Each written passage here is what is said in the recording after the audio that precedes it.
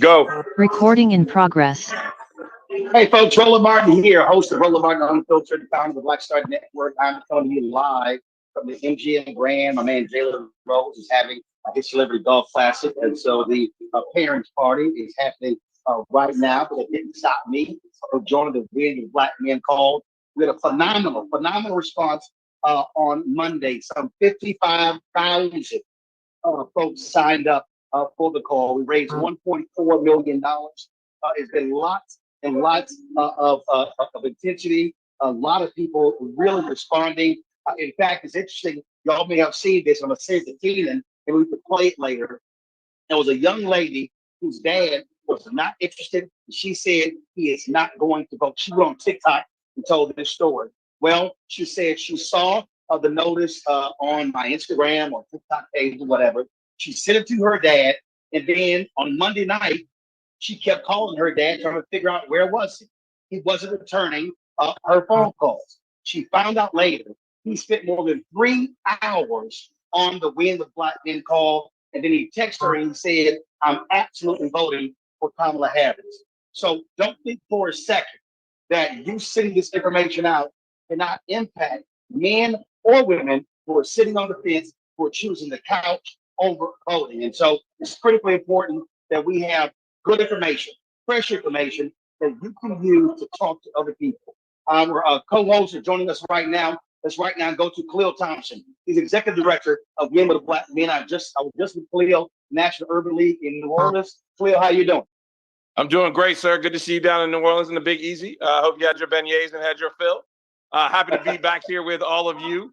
Excited to have this conversation and keep the conversation going. Tonight is just one step further to November 3rd. We want to make sure we are engaging every single Black man in our community that comes out and votes and does their civic duty. Roland, I'm going to kick it back to you to introduce the rest of our co-hosts.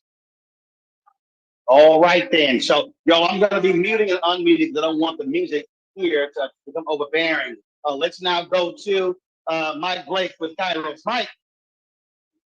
Going on, Frank. Good to see everybody. Appreciate everybody for being on the line. Shout out to all the leaders, Roland, Q, Khalil, Bakari, and every man that's out here right now. So everybody, first and foremost, let's say thank you. Thank you for taking the time to rock it with us. Thank you for being consistent. Thank you for your excitement. Let us be very clear that your support will help us to help the people. And so we're going to mobilize in that way. Earlier today, voter protection efforts launched with the campaign. So for everyone that is a lawyer on the line that wants to be involved in voter protection across the country, in particular the 7 states that we talk about, being Michigan, Wisconsin, Pennsylvania, North Carolina, Georgia, Arizona, and Nevada, please rock with us and join with us there. Secondly, as you're thinking about ways to be a part of this next movement, we need you to get people engaged in the respective states. There are offices that are doing efforts across the country. When people are asking, well, what can I do? What you can do, I always tell people, doors and dollars. So your donation allows us to grow the organization, but we need your phone calls and your phone doors to actually keep things moving from here. To that degree, there's a lot of activities that are coming up in August and September. And so specifically, we want to make sure that you're aware of what is happening on Martha's Vineyard, as there are several activations in support of our next president, as well as of our respective Black causes. The week of August 11th, we're encouraging you to come up to the Vineyard. If you're going to be in the Vineyard, let us know. Our-Kairos.com. Our O-U-R hyphen Kairos, Kairos.com. So you can learn about ways to mobilize with our efforts here. Collective and Vote to Live will be having continual efforts as well as part of our continued Black Men mobilization. The very next week in Chi-Town, Roland's going to be doing his thing. He has his whole footprint happening at work for that group equally and simultaneously on that Wednesday and Thursday, the 21st and 22nd. We need you. So if you're coming out to Chicago, we need you. There are 7 Black State House speakers that are doing events on Wednesday. There are the 7 Black state chairs that are doing events on that Thursday, but equal on that Thursday night, what's I'll tee it up to Quentin to highlight. Wednesday, we will be having Cairo. So, and Thursday, we will have democracy convening ourselves and several other organizations as part of that. If you want to learn more about what I just mentioned, kairosdemocracyproject.com, Kairos, Kairos, democracyproject.com. All of this is to make sure that our brothers show up and mobilize across the country. So we have a lot of updates here. We wanted to make sure, again, if you want to work on the campaign, we can direct you to the campaign. You want to do water protection in the campaign, we can direct you to that as well. There are a lot of things that are coming, so we want you locked in and mobilized with us. Brother Mark. Back to you, Ro. All right, Michael, appreciate that. And everybody who's watching and listening, you understand it's after 7 p.m. After 7 p.m., that's when Mike Blake has his Quiet Storm voice. So he's always wanted to be a Quiet Storm DJ. And so that's why he was, sit here, quiet. I'm the DJ, Michael Blake. Also on the road, folks, let's go to wannabe Teddy Pendergrass, Bakari Sellers. You wish your beard could do like this. I see Quentin trying to make no, you can't. Come on now. Quentin Come beard on. don't even touch. I'm a Zaddy, baby. I like my cleanest food. Yeah, I see y'all boys trying to get your beard to fit in. Let me just say, I'm actually on family vacation this weekend. I'm actually in Amelia Island, Florida, and would not miss this call for the world. And I just want to say thank you to all the brothers who joined the call. And this is going to be a consistent drumbeat of organizing. Thank you, Michael, for the information. Khalil, thank you for the information. Quentin, thank you for your vision.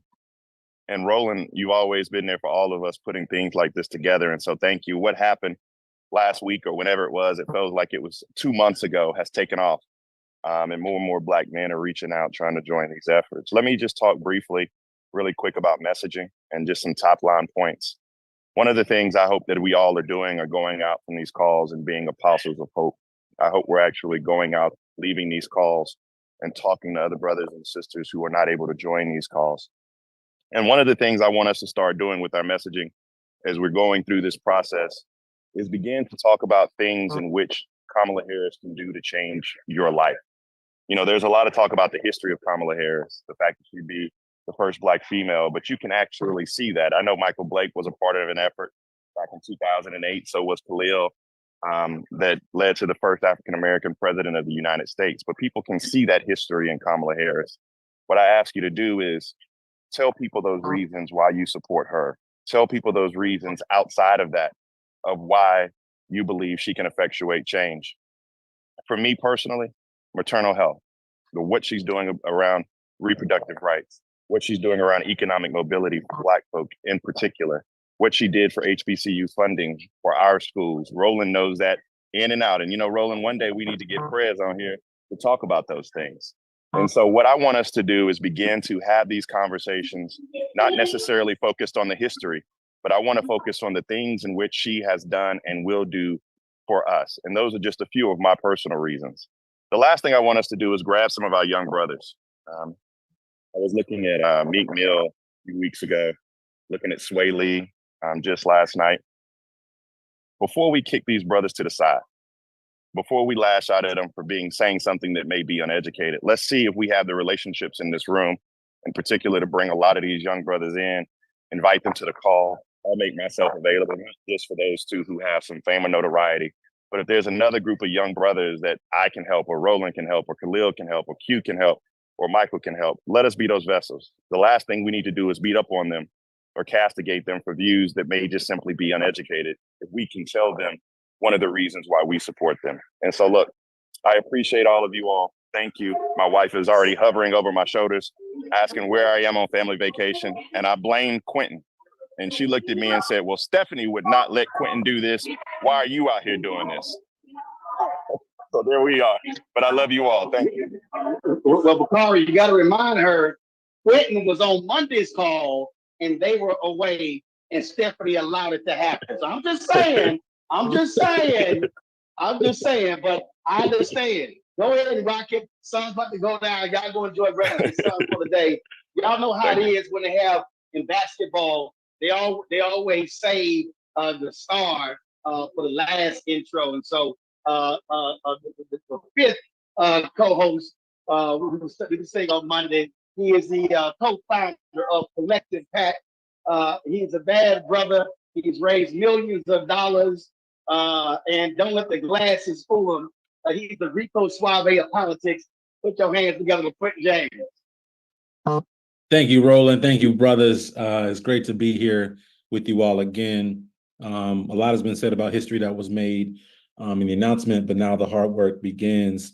I noticed that everybody's been asking around, about talking points and about the record. And so while it's only been a few days, the campaign is still technically, transitioning over to Kamala Harris. I do want to provide you all with the kind of Biden-Harris accomplishments over the past 4 years as it relates to African Americans.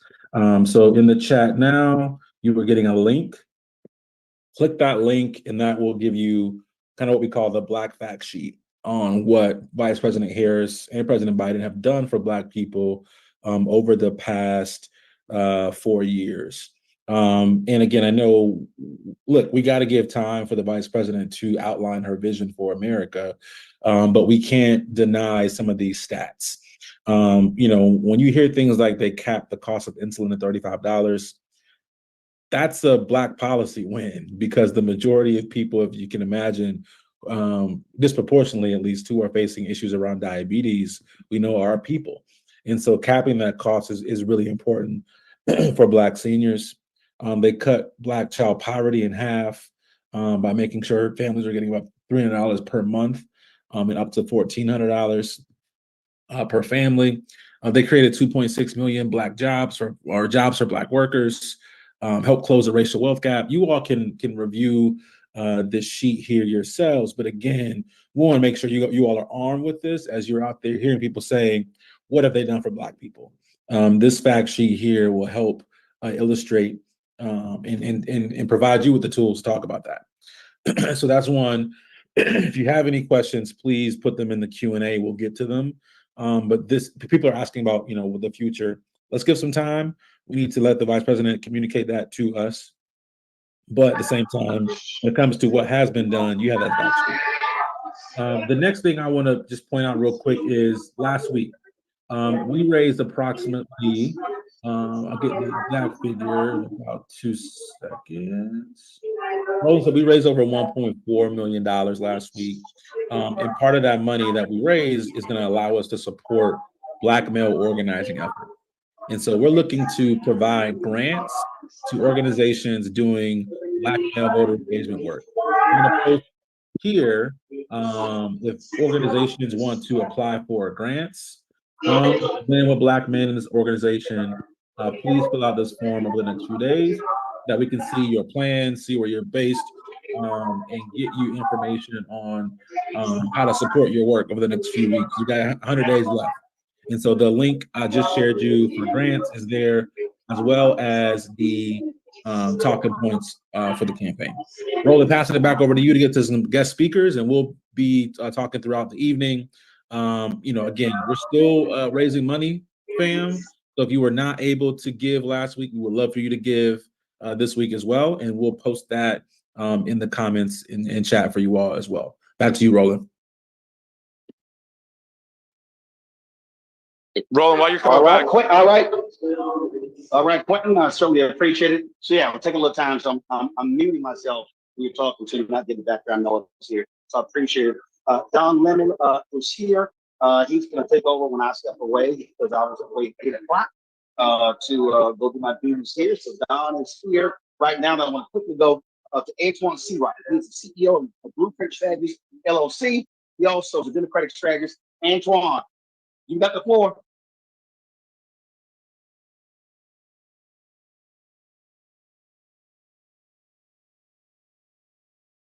I thought brothers from South Carolina were always ready. You and Bakari are ready there, Quentin. What's up with that? You gotta get your boy Antoine. Antoine Seawright. If Antoine is not there, let me know. Lanny Smith, founder of Actively Black, calling in from Paris. It's Lanny Smith. Are you there?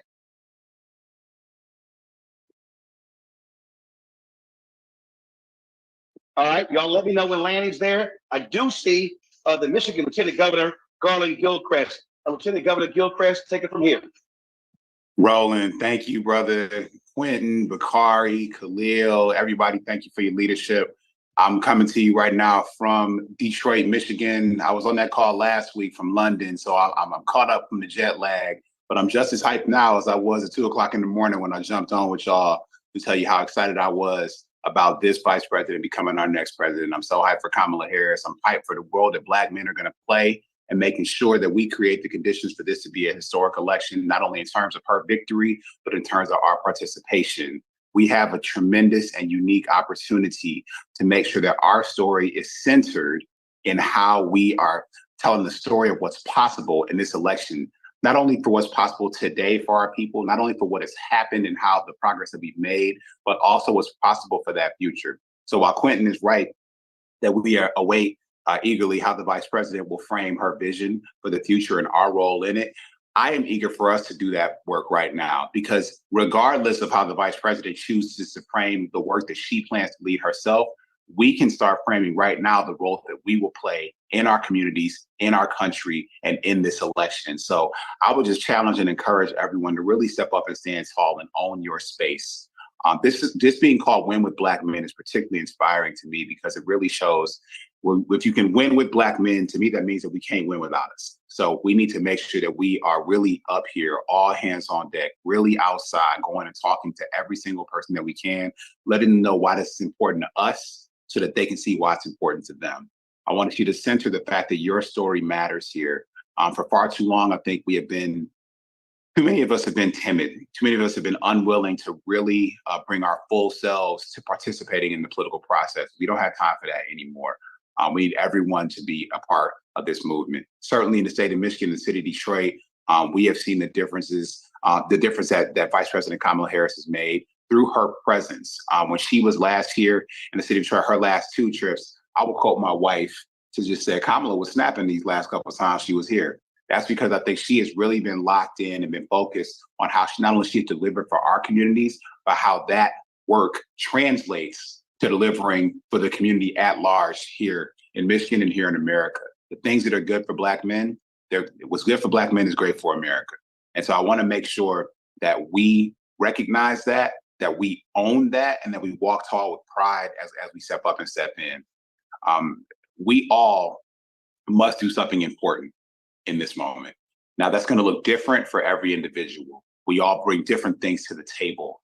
Some of us are skilled organizers, some of us are skilled speakers, some of us are skilled fundraisers, some of us are skilled conversationalists, some of us are skilled artists.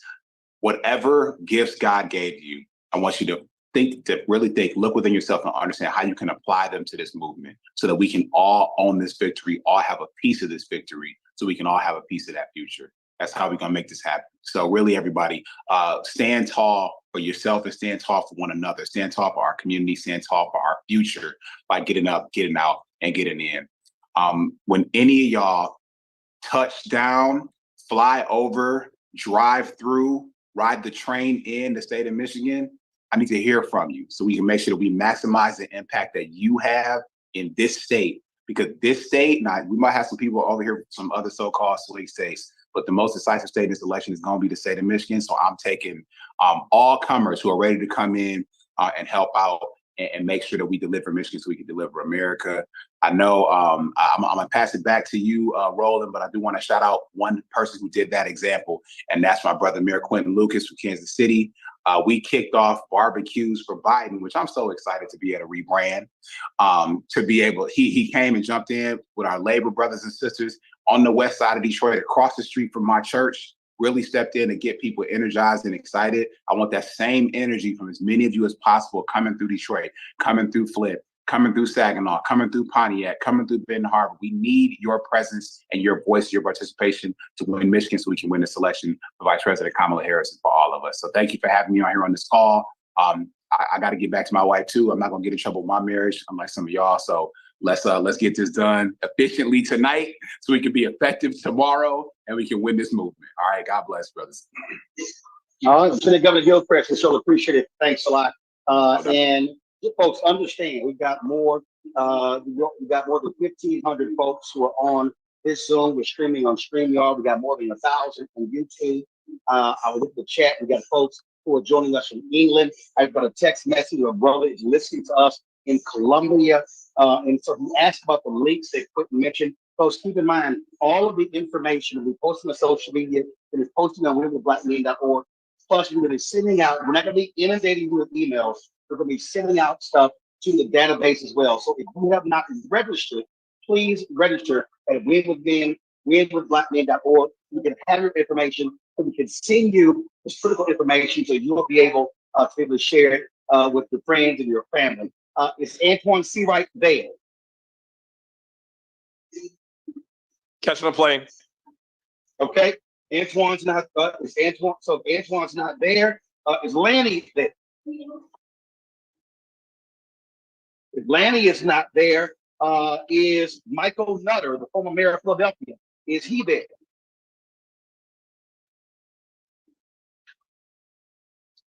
Let's go to Terrence. Okay, I do see Mayor Quentin Lucas of Kansas City, Missouri. Mayor Lucas. Let me get unmuted. How's everybody doing tonight? It is an honor to be with you. I consider myself the other Quentin. I'm the Quentin who doesn't necessarily raise all the money around the country, but gets a chance to tell some good stories about what we're working on. And so, as the Lieutenant Governor just said, we need you in whatever way you can contribute. I was up in Michigan recently. I had the opportunity to talk to good people in Detroit, but I didn't just go to Detroit. I went to Kalamazoo. I went to Grand Rapids. I was in Benton Harbor. Frankly, what we are talking about right now as Black men in this country are the types of things that men everywhere are talking about and looking for. How do we make sure we have good and stable and quality jobs in our communities? How do we make sure that we have good health care in our communities? And how do we make sure that we actually have a candidate who talks about the issues that we care about and our community? What we need to make sure that we are doing in this election is not let President Trump, not let his crew try to divide us in different ways. Now, in the prior campaign, they were trying to say, hey, this is Trump showing up at a Black church once. Now, the most interesting thing about him showing up at that Black church in Detroit was just how many white folks were sitting in that Black church that day. But what I will say is we need to make sure that we're doing the work that says, no, we are here, we are engaged, we are organized, and do not let our community go by the wayside. I happen to believe, and maybe it's because I'm biased, but I've been able to do surrogate work in Georgia, Michigan, and Pennsylvania so far. In each of those, I have seen that Black energy and excitement will make the difference in these races. Vice President Harris has almost tied it up already in any number of swing states. Michigan, Pennsylvania, you're seeing new polls out today. We need to make sure that she has that extra edge that goes over and above it. So a few things we need to do in the next 100 days. First of all, I was just with my family. You need to tell them that this really matters. This isn't a sit on the sideline election. If you are not in a swing state, and many of us are not, you can make calls, you can donate, you can contribute, you can organize, you can visit swing states. That's step one. Step two, if you are in a swing state, we need you on the ground. We need to hear from you. We need to hear from what your messaging is. So make sure you stay linked with this group right here. And then I think the most important thing is you remind people this isn't just any other election. I have a whole bunch of people in my family who don't vote, regularly try not to vote. When I ran for office, they were still like, dang, man, was the election Tuesday or Wednesday? And I'm like, why has there been an election on Wednesday? But nonetheless, right, you need to make sure that we are getting them out to say, all right, this is a time that we can make a key and strategic difference. And let me just tell you a few of those strategic differences. And I know that in the chat, Quentin is sharing a lot of the information for you. I've been a mayor since 2019. I was a mayor under President Trump.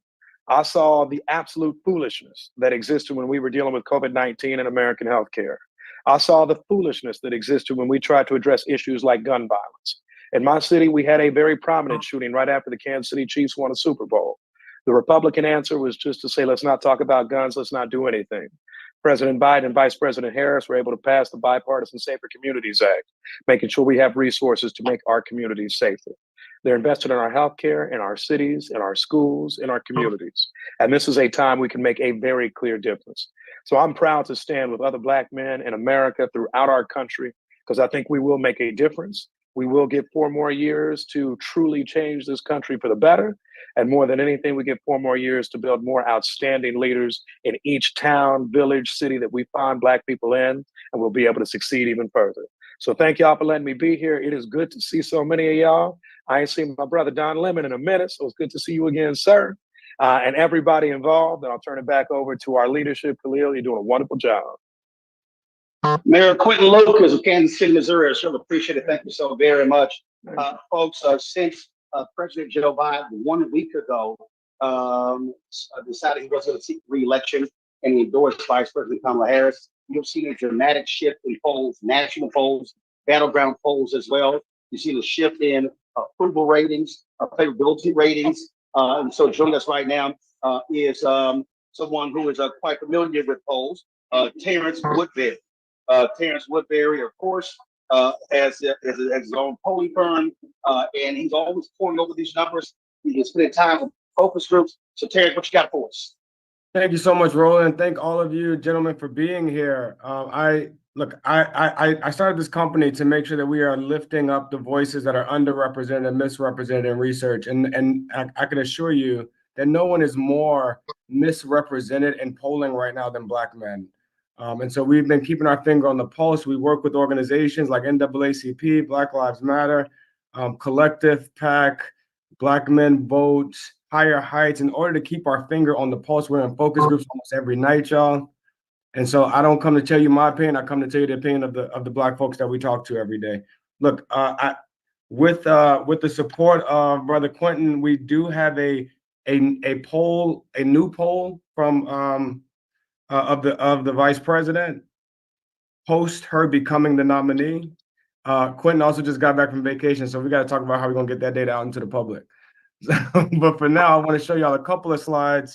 I just want to arm y'all with data. We all got work to do, right? But I want to make sure. The first thing you're gonna do is come on the Black Star Network so we know what you're gonna do first. But go right ahead. That's what we can premiere that poll over there, Quentin, when you're ready.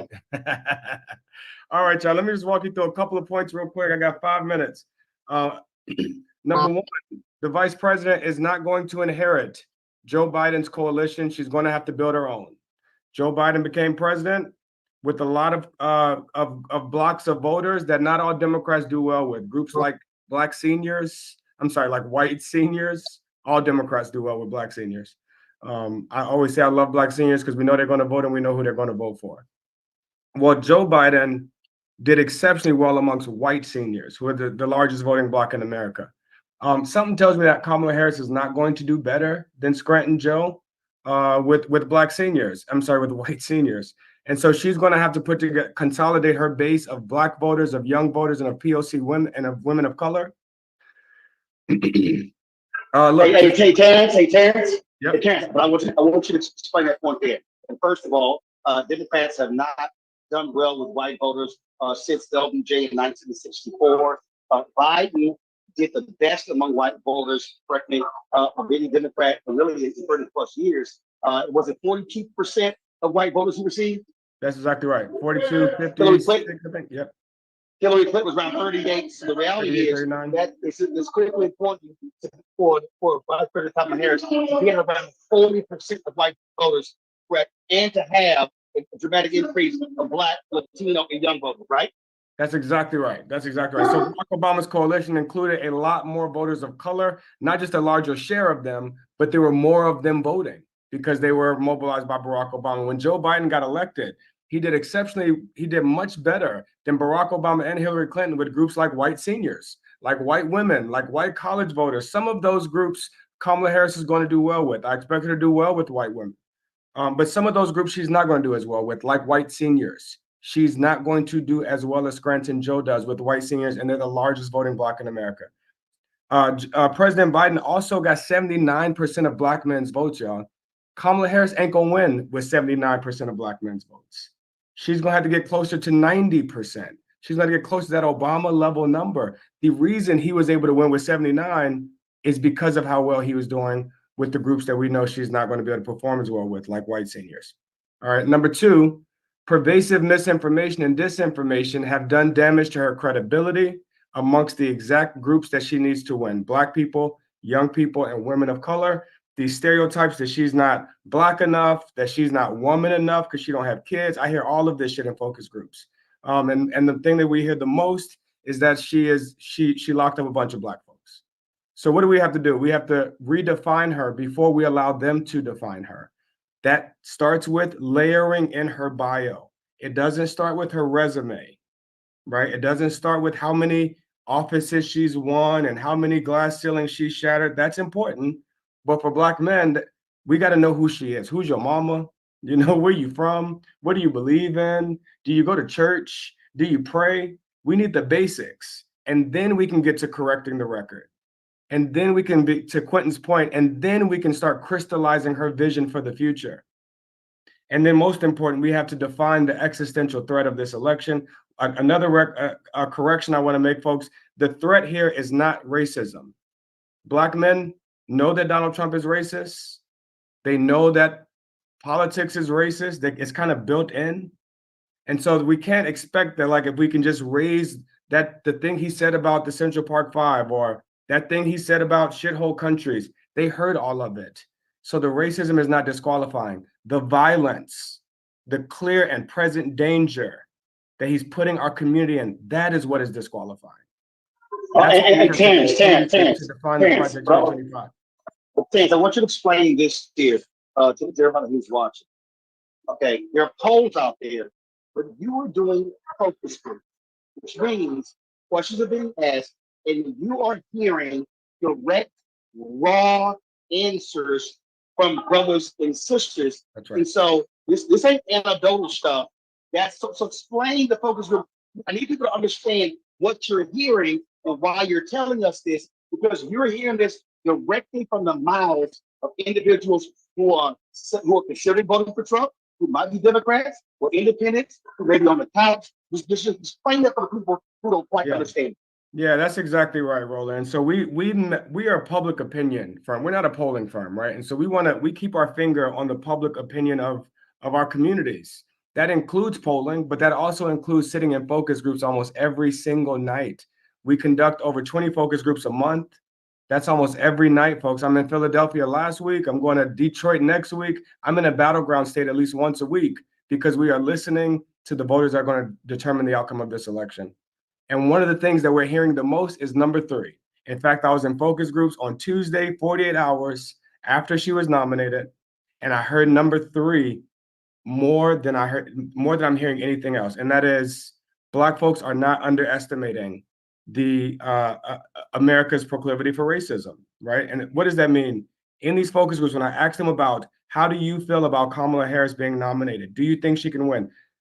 The main concern that people have is not that they don't like her. It's that white folks might not vote for her. It's that what happens if white people don't vote for her and then he gets elected, right? For Black people, the number one priority in this election is beating Donald Trump. And so what happens if America's racism and sexism prevents this woman from getting elected? They are terrified by that. And if you remember, it was the same thing they felt about Barack Obama in 2008, y'all. Barack Obama wasn't winning South Carolina. Hillary Clinton was winning South Carolina until Barack Obama won Iowa in 2008, because Black folks needed to know that white people would vote for him. That's right.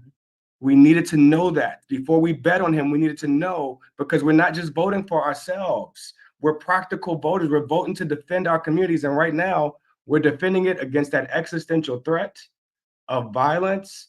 And can she beat him? So what do we need to do to convince Black folks that she could win this thing? We have to demonstrate momentum, remind them of our collective power, this grassroots energy. This is how we convince them. The grassroots, the grass tops energy is going to convince the grassroots. The second thing, though, is that we got to remind them that we've overcome sexism and racism before. We did it for Barack Obama. It's our collective power. Together, we can do this. And finally, and this is going to be a big part of this, y'all, is mega star power. When she's standing on stage with Barack Obama and Meryl Streep and Will Smith, and on Tuesday, she's going to be in Atlanta performing with Meg Thee Stallion. That's how she does it, y'all. That's how that people start to see the collective power around her. And that's how they believe that we can beat this racism and beat this sexism. And finally, look, Black men, a lot of the very progressive social issues aren't very mobilizing to us, like marriage equality and immigration, and some of those things aren't the issues that we're it's not that we're against all of those things. It's that those aren't the reasons we're about to get up and go vote, right? With the exception of abortion. Abortion is the one social issue that, listen, y'all, Black men are supporting abortion in some places at higher rates than women. That's not just based on their opinion, that's based on their votes. In Ohio, issue 1 in 2023, issue 1 was an abortion amendment in 2023 in Ohio. Black men supported issue 1 more than any group in the state of Ohio, including Black women. 87% of Black men voted yes on issue 1. And so abortion is very mobilizing for Black men. But the other thing we got to do with these progressive issues, I'm not telling Democrats and progressives to abandon progressive issues. I'm saying we got to package these progressive issues and message them through Black values. Values like spirituality, patriotism, masculinity. Listen, I had a brother tell me in a focus group just last week in Philadelphia that when he sees an American flag hanging on somebody's house, that means they're white and they're racist. We can't seed racism. We can't seed patriotism, y'all. We can't seed Jesus. We can't seed these things to the right. And the most important thing I've been trying to tell Democrats all the time is like, not all masculinity is toxic.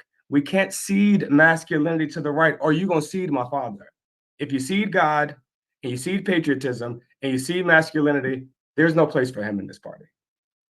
So what does that mean? It means we message these progressive values like abortion through a religious value. God grants us all freedom of choice. Why should government grant women any less than that? That is a religious value for a progressive issue. As the head of my household, I must protect my family from intrusive governments that tell them who they can and cannot be.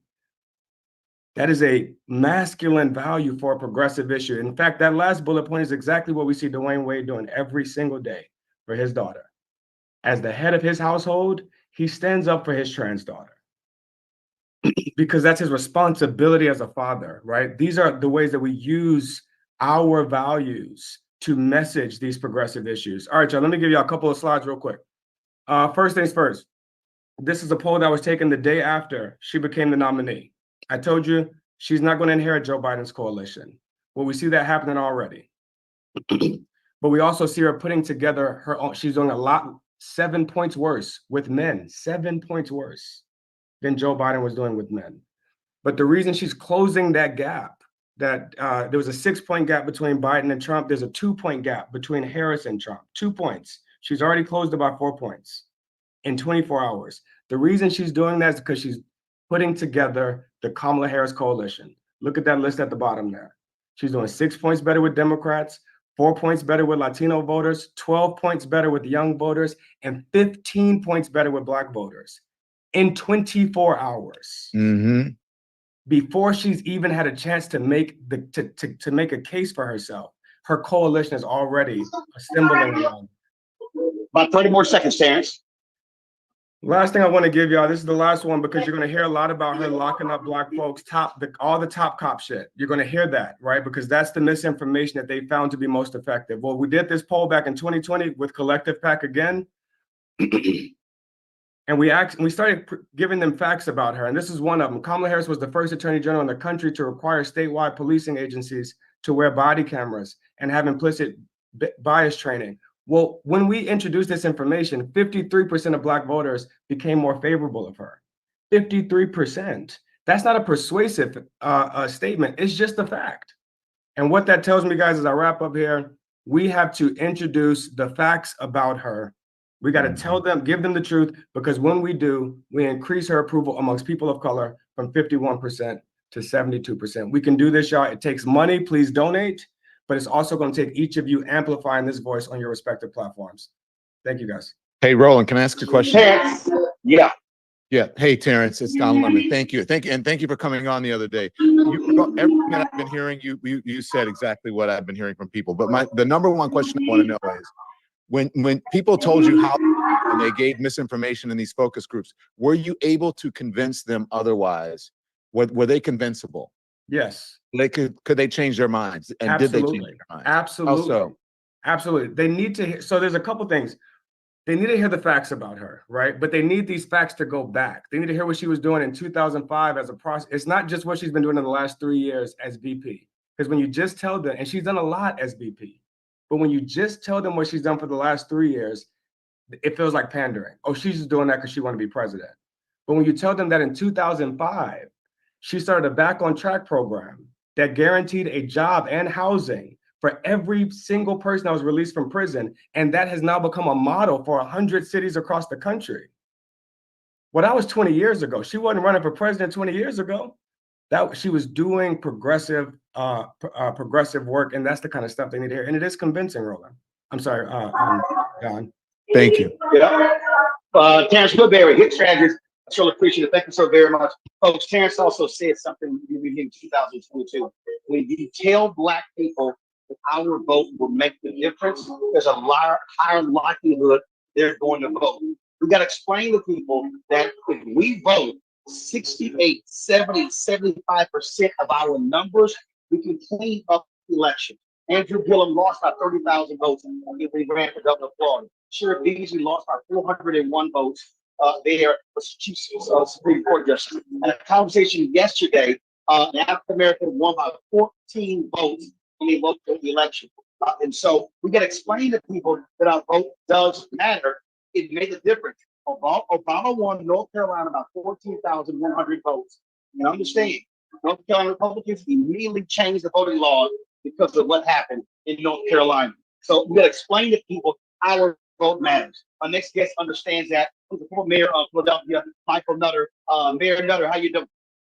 I'm doing well, Roland. Thanks, and Quentin. Thanks for inviting me. Terrence, great information. Love to catch up with you online or however we're going to get our information. These facts are important. I was doing some work and the TV was on in the background between the Olympics, and I heard this commercial. It was obviously an anti Kamala Harris commercial, but the end of it, the tagline was something like, "She's the most dangerous woman in America."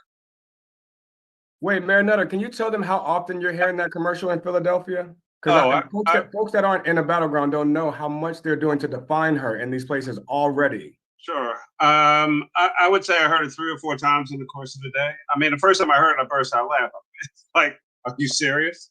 She's the most dangerous person in the country, right? So, I mean, our airwaves are flooded. Now, the flip side of that is, I mean, there were, pro Kamala Harris ads on the same station at the same time. But if they're running 5 and we're running 5 or 4 or 6 or whatever, for most folks at some point, it just kind of washes everything out. I mean, it's having like, what do I believe, right? And so somebody dropped in the chat a fact sheet. I think we've got to be strong out here. I talked to Quentin about this. I mean, we have to take seriously the smearing of her name and reputation. For me, the first rule of politics is define yourself before someone does it for you, because you won't like it. Now, it's weird in a way to say that we need to define or redefine Kamala Harris, right? District Attorney, Attorney General, U.S. Senator, Vice President, now running for president. She's been on the field more than a minute, but this is a different situation. There's no office obviously like it, and so what I would ask you, I'm not trying to ask you right now, but I think what's important for us is, what are these different messages? I saw the screen and the 1 and the 2 and the 3 and the 4. How do we package that in a way that is digestible, that is in 30, 45 seconds, whether it's on TV or any of the various platforms? People are getting their information in bites. They don't know where to get it, to get the truth in many instances, and it's going to be a dogfight. Here in Pennsylvania, I heard you say earlier you were in Philly, and some of the things you said certainly sound like something that somebody in Philly would say. We should take nothing for granted. I love the 81 million or whatever the number was in 24 hours, closing the gap by 4. This is going to be a rocket ship of 100 days of a campaign. And to Roland's point, to Don's point, we can actually win. When we get our stuff together, when we unite, when we clear through. Look, it took maybe longer than anybody would like. With many of us Democrats, painful. We have all this process, and then all of a sudden, boom, it was over. Right? Everybody, as I think somebody's running an ad or started at the beginning, or maybe it was the theme song. Everybody's starting to get information. That's what we need to do. Cut the nonsense, cut the conversation, put your head down, get back to work. We have a campaign to win. And when we are united, we win. And we just need to reinforce that message all across. It's not our first campaign. It's not the first time we tried to win. It's not the first time we overcame, some odds or, just jumped up and said, hey, this is what we're doing. And we win. Right. So, sure, there's going to be some doubts. And, can she do this? Can she? If you vote, if everybody just does their part, and I understand and worried, like what are white people doing? Who knows what white people are going to do? We need to take care of our business and do what Black people can do, which is to take 5-10 minutes in some places, walk out of your house or vote early or whatever happens in your state. Just do your part. That's what we need people to do, and get the right information, share with a friend, share with a neighbor, take an opportunity to talk to somebody you haven't talked to in a long period of time. This is serious stuff. It's very serious stuff. Nobody's going to read a long, drawn out paper.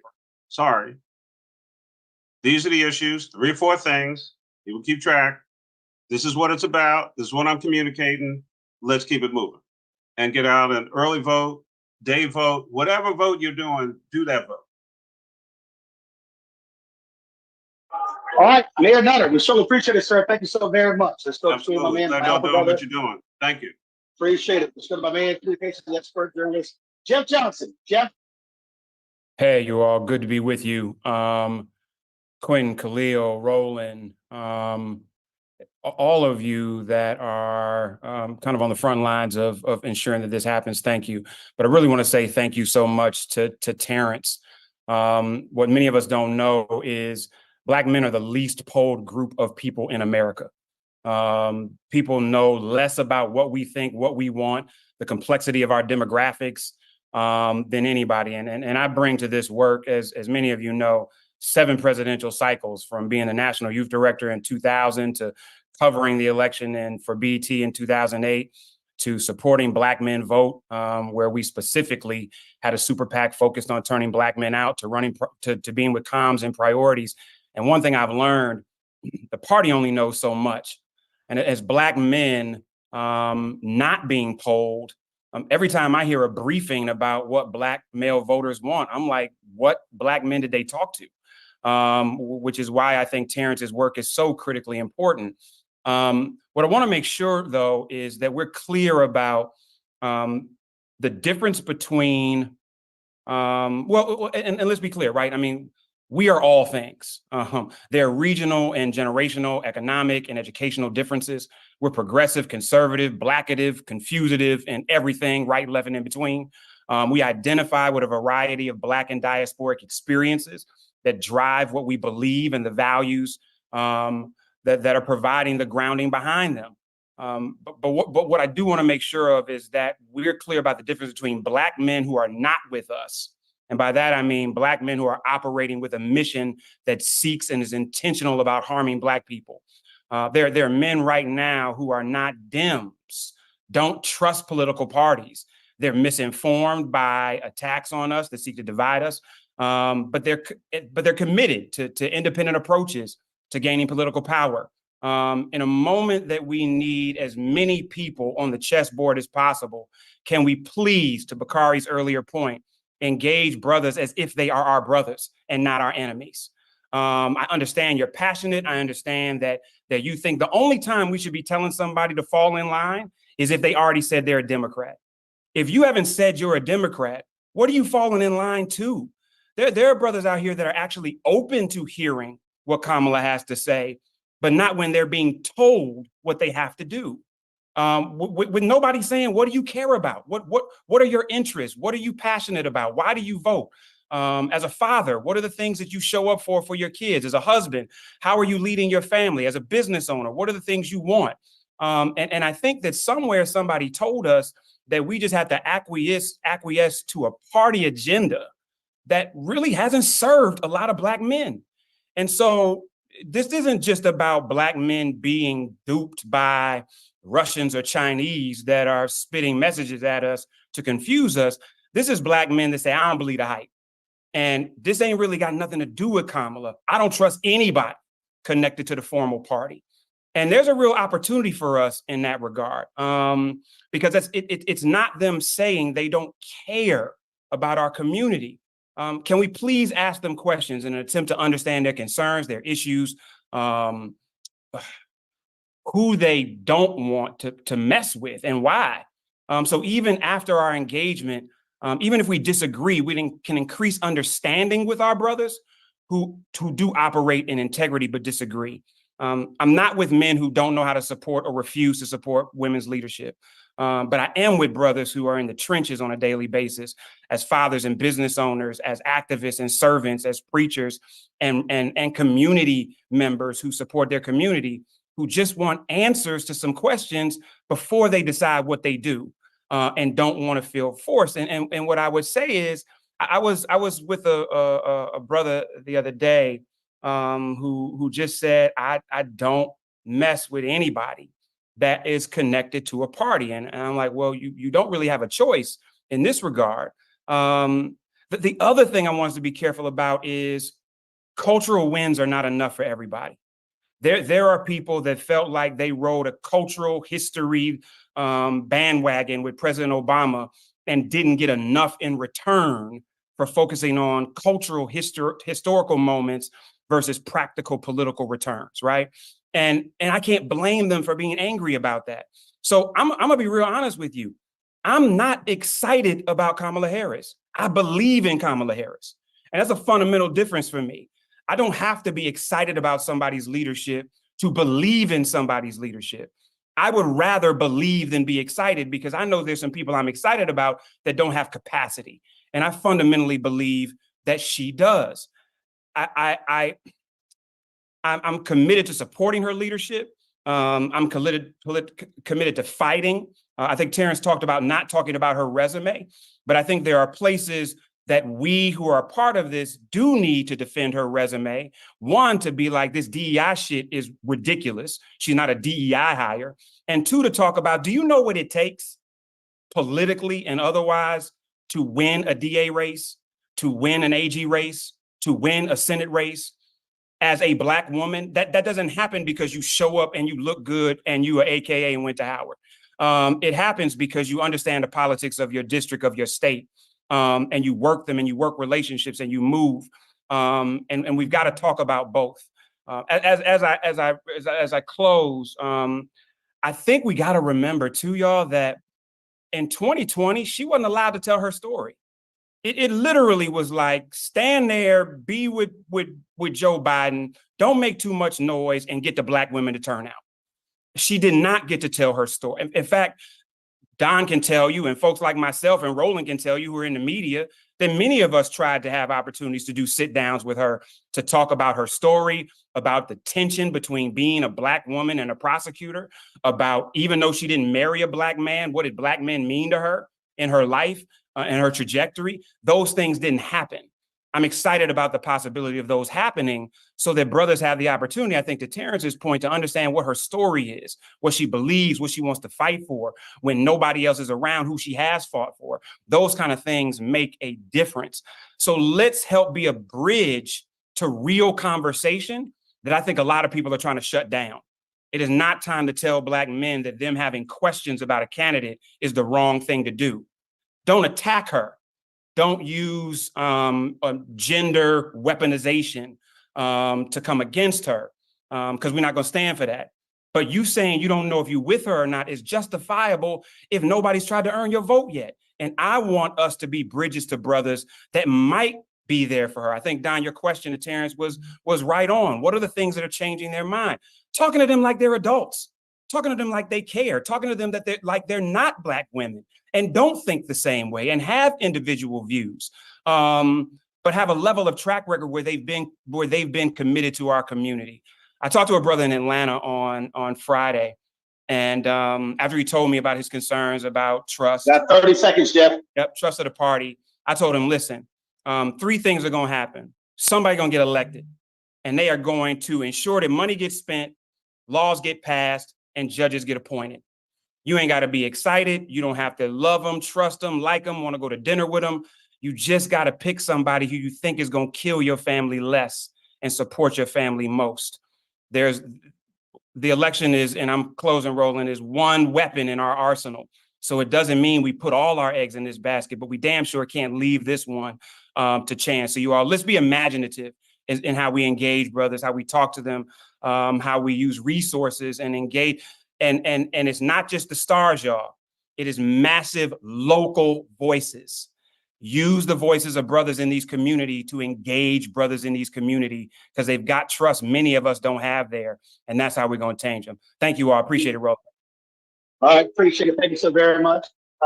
Coming up next, and I want to remind all the speakers, it's super tight. We have several blocks up here.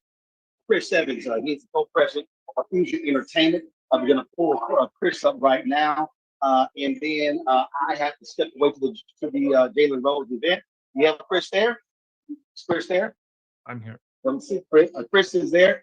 And so after Chris speaks, Don Lemon will take it over from here. Glad to see everyone on the call. More than 2,000 folks in this Zoom. Also stream almost 2,000 on YouTube, on Facebook, and Twitch as well. And so keep the conversation going. Chris, take it away. Gentlemen, thanks a lot. Thank you, Roland. Thank you so much, Roland. Hi, guys. I'm so excited to be here with you all. Thrilled to join you. I am an early supporter of the vice president from back when she ran the first time. And I've gotten to know her and Doug a little bit since then. And I've had a lot of interactions on social media, getting to understand what people like about her, what they don't. What Terrence said before really resonated with me in terms of knowing what she was doing before she was running for president. So when I first learned about who Kamala Harris was, and that she was potentially someone who could be running, I said, let me go back. Let me go way back to what she was doing when she was the prosecutor in Alameda County, when she was the DA, when she was all of these things that she was doing when people weren't paying attention, to see who she really was and what her values were. So I literally went back, set my Google, news date range to years and years ago, and just went and started reading articles, watching her interviews and all of that stuff. And what you will find is that she was ahead of the curve on every issue that people are talking about now when it comes to progressive law enforcement, progressive criminal justice. I think somebody mentioned the Back on Track program. I mean, at the time, people were calling the program Back on Crack.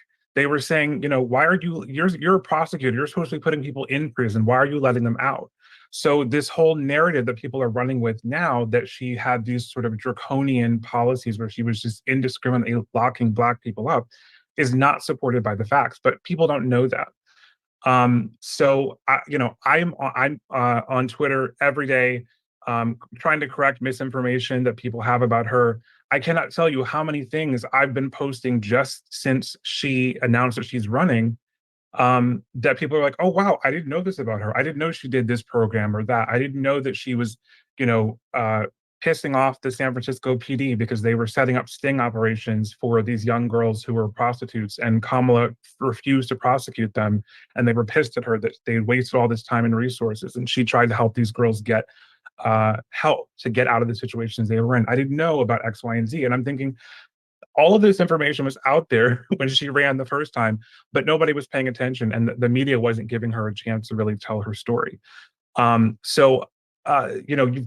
We're seeing, I'm sure a lot of you have seen these things that are going around now with some of our rappers and our entertainers that are posting some not very accurate information about her right now on social media. There's things that are going around I've seen on TikTok and Instagram about Nina Simone and her granddaughter, and the stuff about her truancy and the marijuana thing, and all of that stuff.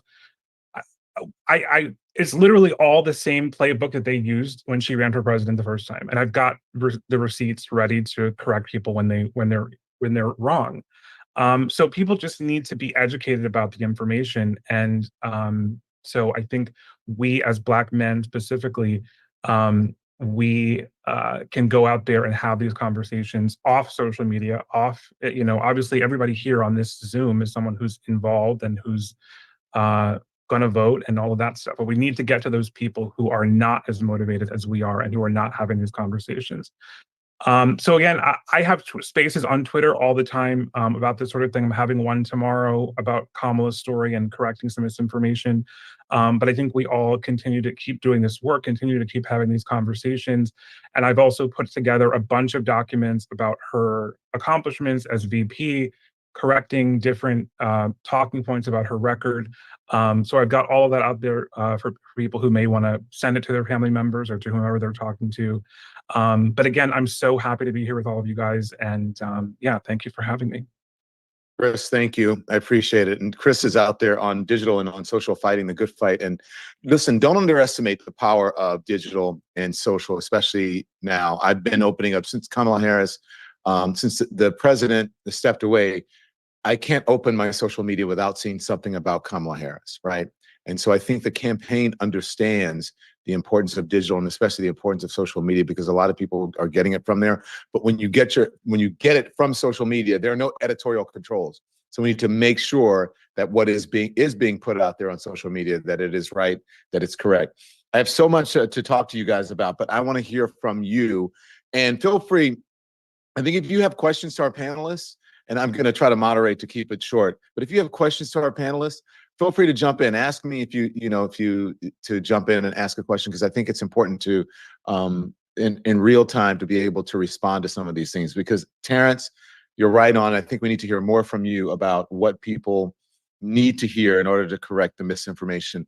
I want to go now to my homeboy who's here from Louisiana, Mr. Gary Chambers. Gary, you have a few words from us, and thank you for joining. Good to see you, Don, and it's good to be with all of you. It is critical for us as Black men that we understand our role and responsibility in these conversations. I really appreciated what Jeff said a few minutes ago, because a lot of the conversation that I've had with Black men has been around questions that just want clarity. They want to understand what's at stake. They understand what's at stake, but they want to know, am I giving my vote to somebody who's different than the previous people? I think that, one, we do understand clearly she's different than the previous people. She's somebody who worked her way up in a very aggressive way through positions that have meaningful impact on Black people. But what the brother Terrence said about her being the person who brought body cameras in for statewide agencies in California, one, California being the largest state in the country population-wise, that means there's a lot of people that have encountered the police that, because of this woman, had to have transparent encounters with the police. As somebody who helped push for body cameras in Baton Rouge, who is still fighting against police departments that are brutalizing and strip searching Black people here in Louisiana, it is the Biden-Harris Justice Department that is investigating those police departments. That's something that did not happen under Donald Trump. When we talk about this immunity that Donald Trump wants to give to police officers, if we have a person who is on the opposite of those positions that directly impact us as Black people, then this is a strategic business decision for the livelihood of us, our children, and the people that we love. It is not that we should also stop looking at politicians as saviors. Okay, there is no savior coming to save us. Every time Black folks have been saved in a situation, it has been Black people who have fought for the liberties that we have got. And for me, somebody who has worked tirelessly, I am frustrated with some of the conversations that I've seen us have. Not the questions that seek knowledge, but the people who just cast the woman away as if it's impossible for her to do it. It's impossible if we don't do our part. And to compare a Black woman to these white men in any capacity is disingenuous to me, because we know that the hurdles that we have to jump to get to the places that we get, all these attacks on that they are saying a DEI, is really just them wanting to call her the N-word without saying it. And for those of us in these positions, we have to be loud and vocal about that.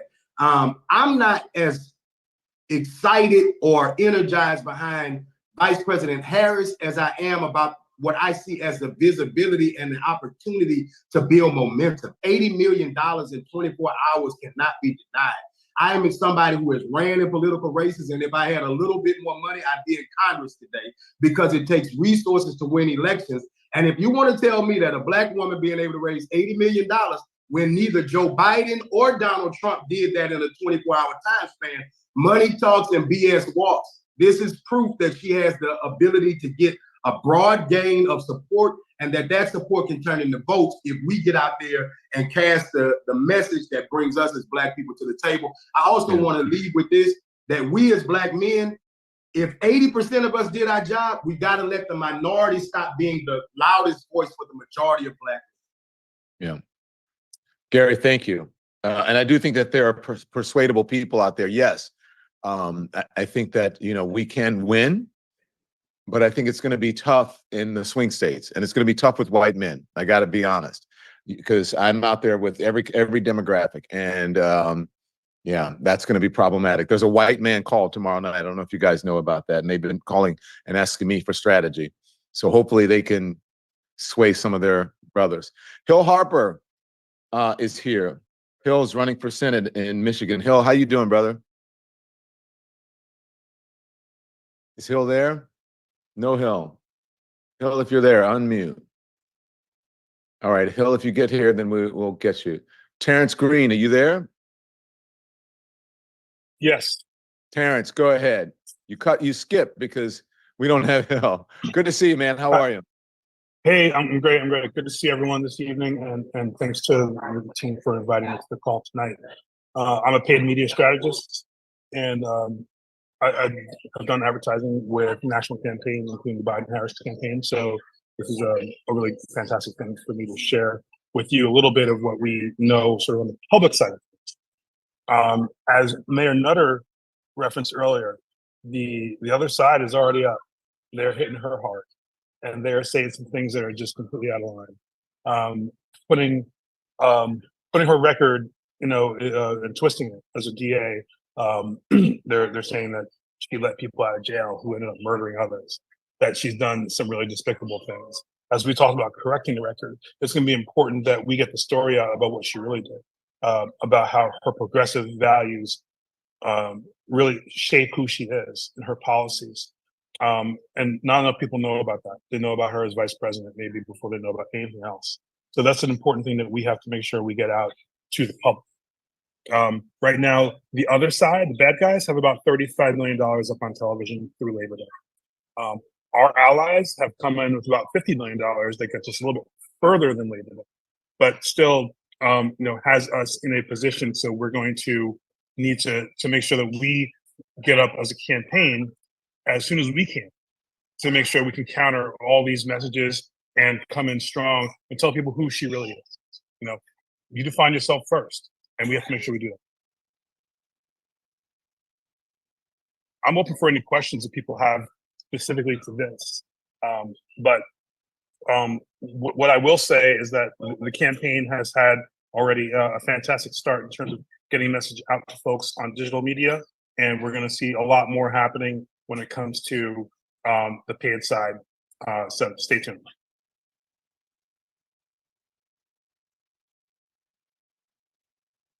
Don, you're muted real quick. Terrence, thank you very much, guys, for reminding me.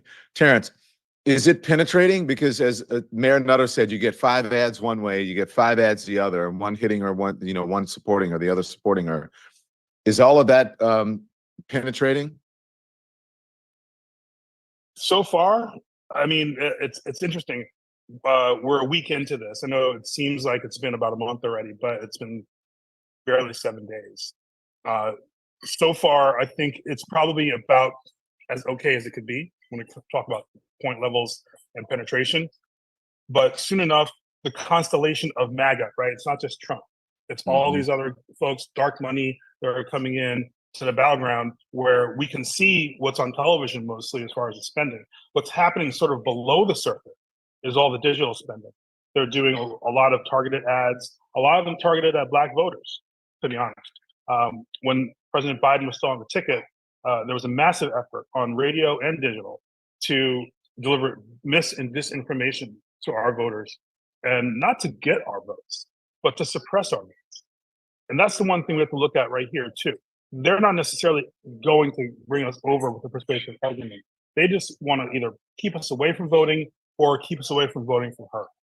So that's where the impetus is on us to spread good information and to get that available as soon as we can to folks that identify as Democrat, but also to the Senator brothers who are still on the fence, but could be convinced and persuaded to participate if they're given some good information about who she is and why their vote will matter. So that charge is up to us, and we're ready to take it up. Yeah.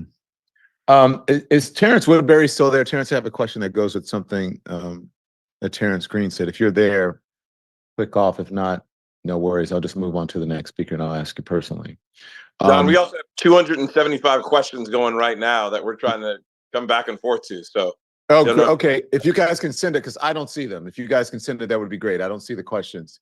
And perhaps I'm in the wrong chat, but let me know how what I can do to get those questions in, because I would love to get some folks' questions. Hill is back now too. All right. So in the meantime, as we do that, Hill Harper, how you doing, man? Thanks for joining the call. Absolutely. Thanks, everybody. I'm running back from a campaign stop myself here in Michigan, and we're working hard. It was great to hear what Jeff had to say. So many. I met Kamala Harris in 2007 when Barack asked us both to go to Iowa to stump for him leading into the Iowa caucus. He felt that there was no real pathway to victory for him if he couldn't win Iowa. And so she and I crisscrossed the state in late 2007 leading into Iowa caucus and, developed a friendship. She asked me to contribute to her book. I did that. And then, I hosted her for her first Southern California fundraiser when she ran for Attorney General. And so, she's been doing this work a very long time. She has the credentials, but Jeff is absolutely right. When we talk about brothers, and I'm finding this firsthand on my campaign trail, brothers have felt lied to and feel very disaffected. It's almost like voting is painful for them because they feel like they're giving something away and they've never gotten anything back in return for the investment of their vote. And so I'm finding on the campaign trail that, I have brothers come on, man, I read your book. There was a brother just yesterday who was like, man, I was on inside and I read your book, Letters to Incarcerated Brother. Love you, man, but I can't vote. I'm like, dude, you just said you read my book, And he's like, man, I just can't do it. He's like, it's just horrible to vote. Because he feels no matter who it is, he's giving away a piece of himself for literally nothing in return for that investment of his vote. And I understand it. There's a level of frustration. And to be quite honest, the Democratic Party is culpable in this, right? Showed up time and time again saying, hey, give us your vote, save the country. We need you. And what comes back quite often is quite frankly, very little in return. And so we have to do a much better job of asking brothers what they need, what they want, and show what we will do to provide for those things. But fundamentally, most of us want the exact same thing, right? We want a safe place for our kids to go to school, live in safe neighborhoods. We want to get access to capital so we can actually build businesses or create something that is helpful for as far as a living wage, as far as jobs, as far as healthcare, all the different things that everybody wants, right? And so how do we provide that and what do we do? Having campaigned all over Michigan this past year, is getting folks to vote is not easy, and I understand why, and I understand the frustration.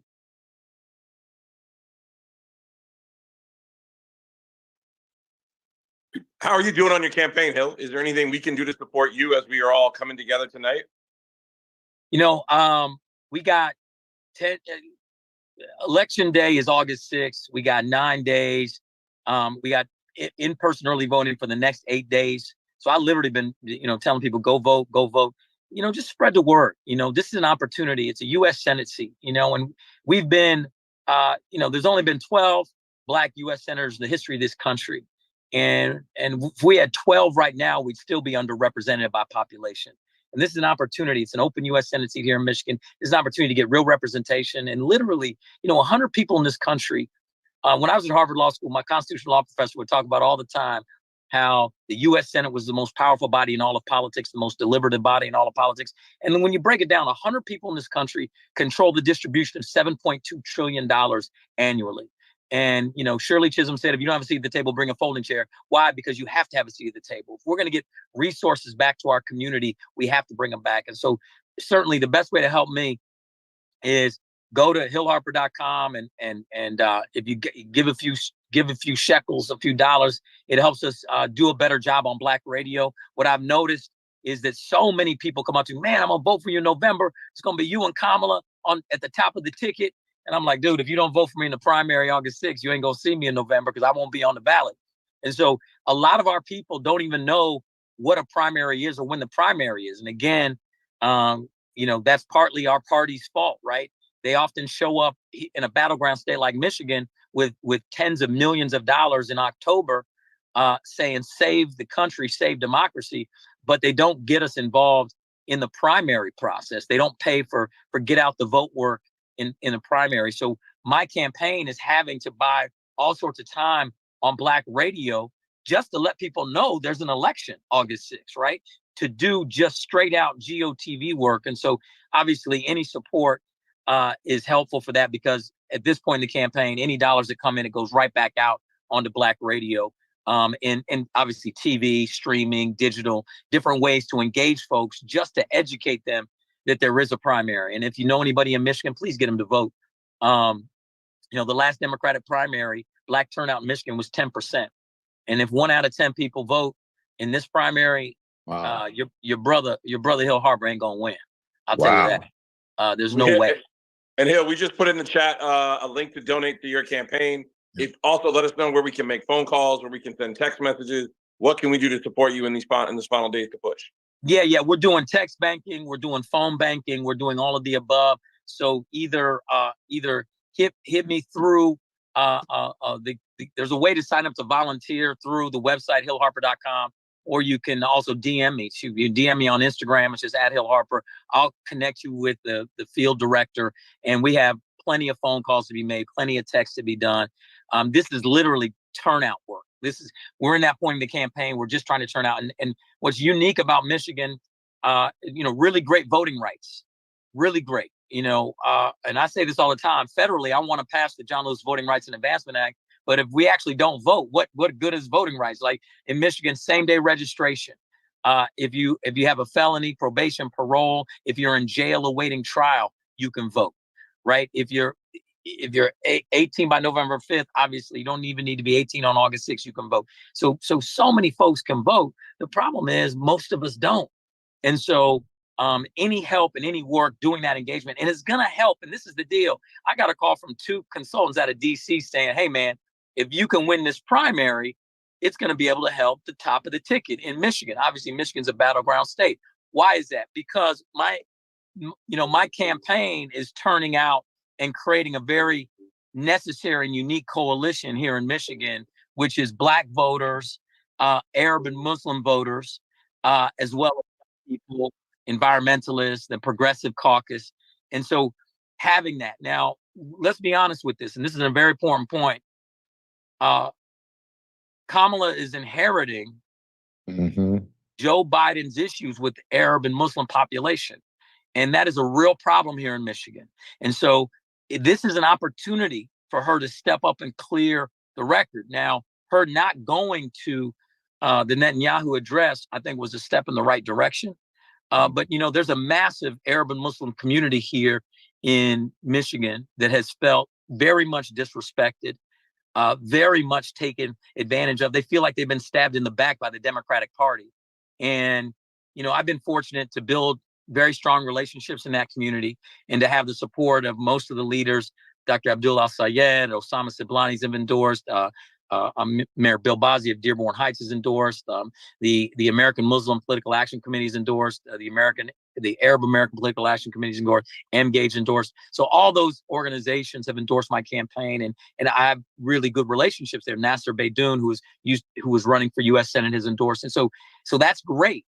But there's a very great deal of skepticism, and rightly so. Let me say this, rightly so, of the Democratic Party establishment and their treatment. You know, I called for ceasefire very, very, very early on. I think I was one of the first U.S. Senate candidates in the country back in November to call for ceasefire. And the Democratic Party has a lot of work to do with the Arab and Muslim community. And Kamala can, I believe, write a new story in that regard. And she must here in Michigan to win here.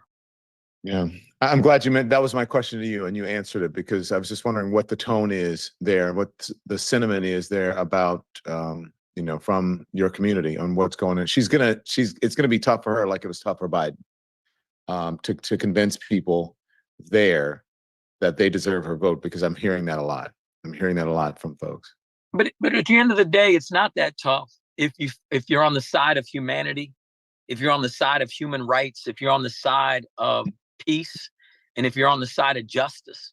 You know, at the end of the day, we look back at Dr. King during Jim Crow segregation and violence against discriminated communities. We look back at Nelson Mandela and fighting against apartheid, and again, discrimination against communities. And we have to stand on the side of human rights. We have to stand on the side of peace. We have to stand on the side of justice. And if we do that, then the community comes along. They just want fair and balanced, right? Nothing special, no special treatment. But you know, they just want fair and balanced, and that's what we have to offer. That's what we have to offer that community, and that's what I'm committed to do. Yeah. Well, I'm here in New York, and I hear. I mean, just today, I don't know if I can support her because I'm too pro-Israel, and I don't. And I said, well, that's odd, because Biden has been very strong on Israel. But still, they don't think strong enough. They said a lot of their friends are voting for Donald Trump just because of his stance on Israel.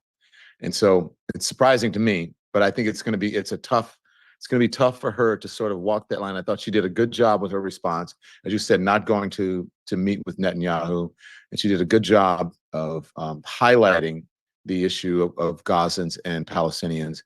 But I think I honestly, Hill, I think it's going to be tough. And I hope they can figure it out. I hope they can figure it out. Agreed. Okay, so let's.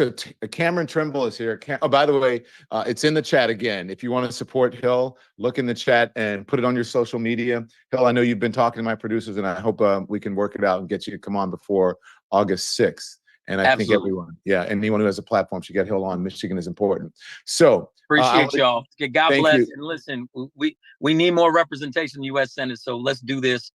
We can get it done and have a great night. These discussions are important. And Don, you're a great leader, so I appreciate you. Thanks you very much. I appreciate you. Cameron Trimble, the former Biden-Harris White House Digital Engagement Director and founder of Hip Hop Politics. What say you, sir? Thank you, Don. Thank you, Quentin, Khalil, Roland, and everyone on the call. Greetings today from Washington, D.C., Cameron Trimble. As he mentioned, I was the former digital engagement director for the White House, and I'm here to offer a simple message and a few to-dos and to-don'ts on how to practically support Kamala Harris and her content online. This is a war for our attention and ultimately our trust. And it is being waged every moment online.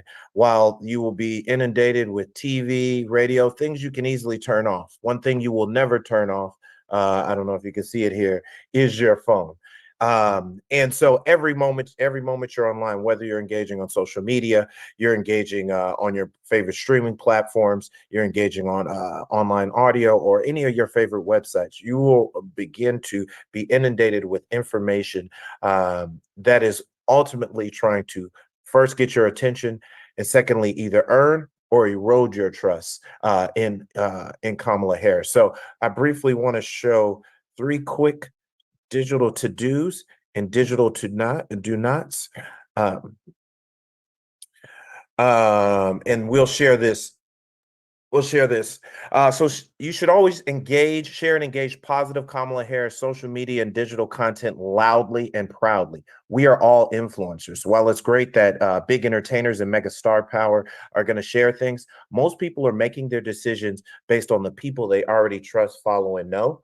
So we are, as Black men, are creating permission structures when they see more and more of us online building our own digital army to be able to then share that content. There's no way we can have a rapid response, and I hope we can build one, but a rapid response to fight back against the sexism, the racism, the misinformation, when things do come out from other stars and so forth, that may disparage Kamala Harris. So we are empowering you, as you stay tapped in with Win with Black Men and these trusted organizations here who will be able to provide you with talking points, links, and so forth. Form your own WhatsApp group, Signal groups, Slack, group chats, Twitter groups, any of these things. You can also do this in Instagram and Facebook, small message groups, but we need rapid response. Things are popping up. When a Sway Lee says, don't believe and doesn't really give any facts, you need to be sharing that information in your own personal groups so that it can get out to trusted sources. And then, as you've heard a few different times, this is not necessarily just to get us to vote for Donald Trump. This misinformation and disinfo campaign is not necessarily to get us to, quote unquote, vote for Donald Trump or Republicans or others, but it is meant to erode your trust and suppress you from voting. And one of the ways they are providing disinformation and misinformation on this is on polling locations. And voter registration deadlines and rules. Every state has different voter registration, both deadlines and rules. September 17th is considered National Voter Registration Day. September 15th is considered Black Voter Registration Day. So you'll see National Black Voter Registration Day. So you'll see a lot of national efforts to get us to register, but you may hear so many different misinfo and disinfo about that. So unless you get it from a government source or a very trusted organization, do not just go by what you hear around voter registration rules, regulation dates, or polling locations. As you'll see at the bottom of this, which will be shared, a very trustworthy site, no matter what state or district you are in the union, to both be able to register and see if you're registered, is iwillvote.com. Again, iwillvote.com. Now, these are three things you should not be doing online that can either inadvertently help spread this misinformation or the negative content, or help kind of get us off our square. One, do not engage with negative comments or negative content.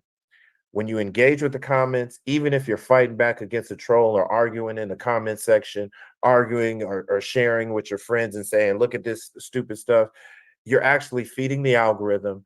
You're you're actually prioritizing that content to be shared more widely, organically, by whatever platform it is, and you're empowering the trolls. So actually the best thing to do is not engage with it, not share with it, don't save it, don't even go back in the comments on negative content. Do not amplify information or give money until you verify through a trusted source. There were going to be a lot of places saying donate here, donate there, donate here. There's going to be a lot of places that say, oh, it looks kind of real. But this is something where we're putting some of this onus back on you, is to go back and do at least one quick fact check before you're sharing anything. And that dovetails into the last point. A lot of the work we do is kind of that silent war, and to be able to track where this spending is in terms of paid media content, in terms of digital influence, in terms of content creators. It is by almost any metric, Black people, and especially the niche of Black men, are the number one target for disinformation. So please, please, please verify where you go and get that info. And then I wanted to share 3 trusted social media accounts. Now this applies to X or Twitter, Facebook, Instagram, Threads, YouTube, and for most of the part, even TikTok. Kamala is as simple as this, at Kamala Harris. You're going to see all the stuff that she puts out. It may not make it to TV, but it will be on her YouTube, Facebook, Instagram, Twitter, Threads, all of those things. And she has a simple across all those platforms, at Kamala Harris. Always feel good about trusting and spreading something from that. That stuff coming directly from her and her campaign. At Kamala HQ, it is an unofficial but official, I would say, the spicier version. They speak the language of the internet. So you're going to get actually maybe more memes and information, but it is still a verified, trusted source that if there's cooler content or funnier content you want to share, always look at Kamala HQ. And again, they're on Instagram, Threads, Facebook, and the like. And lastly is the Democrats. The Democratic Party will also be sharing information and content. If you want to get into sharing the different ads, sharing the fact sheets, sharing the things from those sources. There will be other sources that the Win with Black Men, and all of Collective PAC and all of our different organizations that will continue to put in the chat, continue to put in the email sources. But remember, you are all influencers, whether you've got 500 followers or 500,000 followers on any platform. When people see you posting, people see you posting, it creates a permission structure online. It gets their attention. It helps us drive more positive content. And also, which, like I said, there is a war online for Black men's trust and ultimately Black men's vote. And it is being waged every day online. So please fight back. And thank you. And thank you, Don, Khalil, Quentin, and all of the organizers of this call. Cameron, thank you very much. Thank you very much. We are behind, guys, so brevity is key here. I want to bring in DeWitt Getachew from FWD.US. DeWitt, take it away. Thank you, Don, and thank you everyone for inviting me. Again, my name is DeWitt Getachew, and I'm the state campaign director for Forward.us. And I'm here because more and more people are realizing how important it is how we talk about criminal justice and criminal justice reform during this election. And this interest isn't just because one candidate is talking about his personal legal problems or the fact that Vice President Harris is a former prosecutor.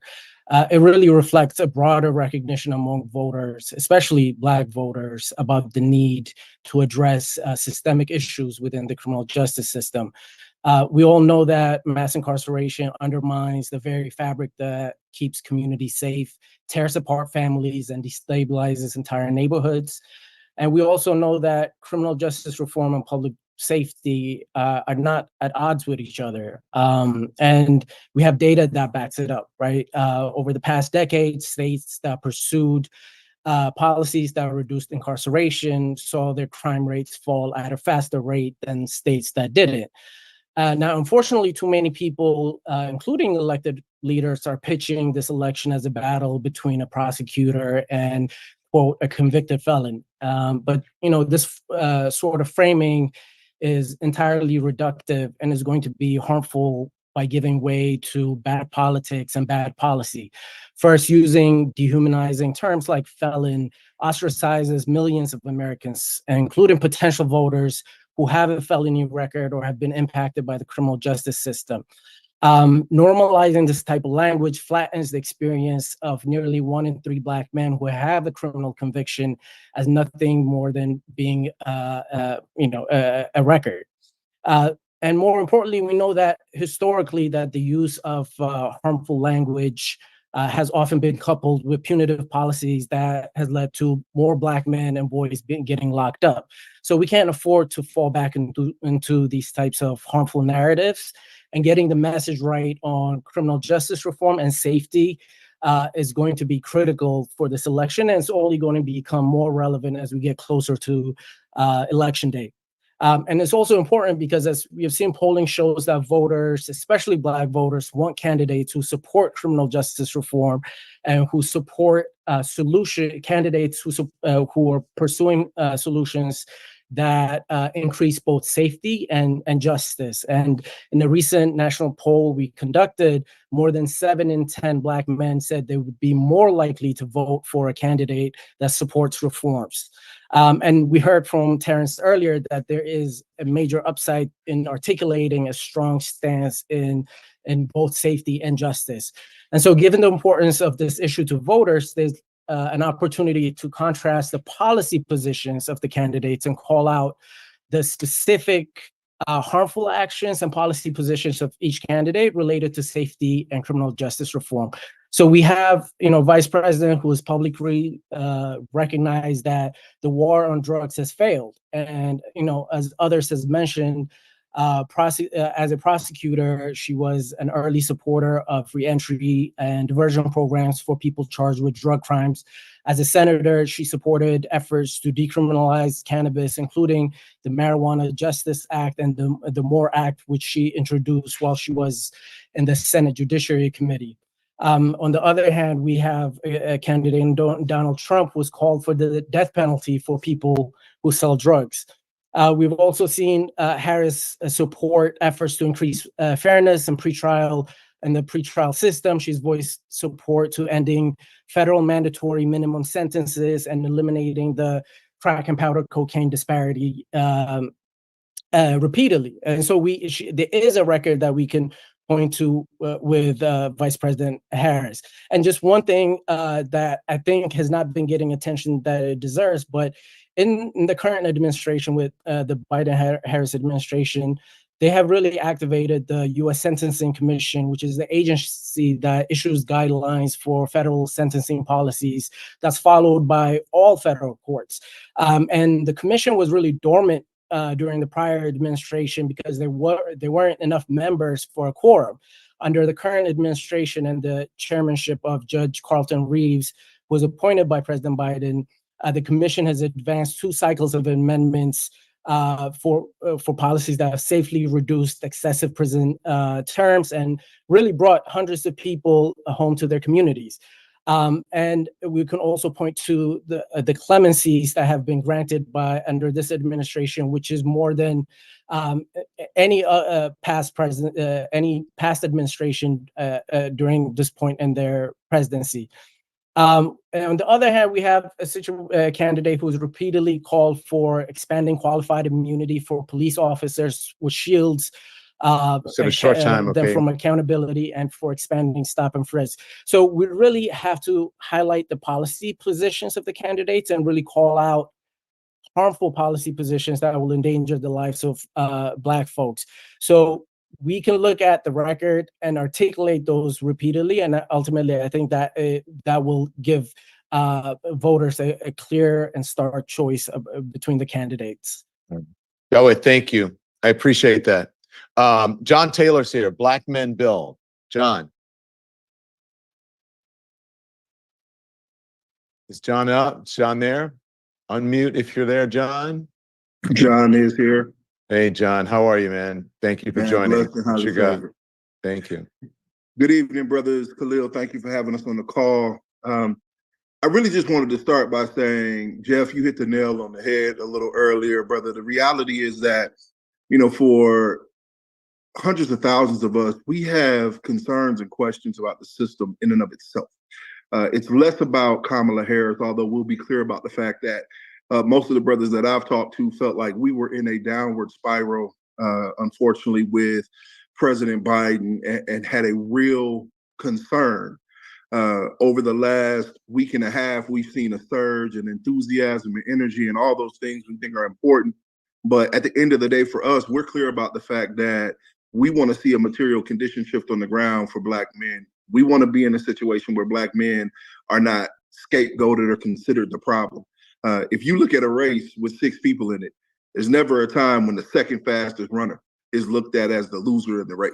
And that's Black men. Since the inception of voting for us, we have been the second highest voting bloc of progressives in this country. So there's no question that we show up and show out. The question is, what does it look like for us if we are disenchanted? Not disengaged, but we're upset, we're frustrated, we have questions. So there's a population of Black men who, quite frankly, are not excited about Kamala Harris, and that's okay. But the thing we can't do is automatically paint them with a brush of misogyny if they don't want to vote for Kamala Harris. The question is, what would it take for you to support this candidate? What is it we need to unpack and you need to understand? What is it that we have to talk about so that you get the most critical thing in our base, which is that you're not choosing your champion. You're already choosing your opposition. This is a system that we have struggled with since slavery. We understand that. So you are choosing the landscape upon which you're going to fight. And you got to ask yourself some critical questions. Are you going to be able to fight against an administration and a system that is eroding the very infrastructure that makes it possible for you to fight for better for your families, Or are you going to do better fighting against a system who on paper and in practice works in your favor? But you have to figure out how to mobilize, activate, and grow into it. I think that there are a lot of brothers who have valid concerns and valid questions, but this is not a moment when we can sit on the sidelines. So it is critically important that we make sure when we talk to brothers that we're not ostracizing them, that in our opinion, we're not shooting them down, we're not dismantling their arguments. This isn't an argument. This isn't a debate. We're asking simple questions. Do you want to have power in 2025 and beyond? Do you want a Department of Labor? Do you want a Department of Education? Do you want your children to be able to have access to quality schools and quality foods? We knocked on over 150,000 doors during our primary this cycle. And the top 3 concerns that we found in Georgia, we found in 10 other states: housing inequity, food insecurity, and underemployment. The reality is those things change when we vote, when Black men are engaged. And the biggest message that we're sending is, I don't need you to trust her. So this goes back to what Jeff said. I really love this. I don't need you to trust the system. I don't need you to love it and blindly have faith in it. I need you to be critical of it. I need you to ask questions. But most importantly, I need you to show up and vote. Voting just gets you a ticket into the park. That does not get you on the rides. Your civic engagement, the work we do every day, is so important beyond our vote. Most of us, even those that vote, will show up, will vote, and then that's it until the next election. We have to mobilize our community now, get them in the streets, and keep them in the streets for the next 365 days. Not just protesting, but doing work in our communities. So it starts with your vote, but the work that you give to your community every day is really the thing that's going to make sure that a Harris presidency bears fruit and benefits our community. Because at the end of the day, that's one seat, that's one person, that's one vote. She needs our support and our help to win. Thank you. Don, you're still muted, but while you come back off, I'll just say thank you to I all got the it. viewers. Yeah. Okay, got you. Go for it. Go ahead. You can say it. No. Just thank you to everybody who's asking their questions in the chat.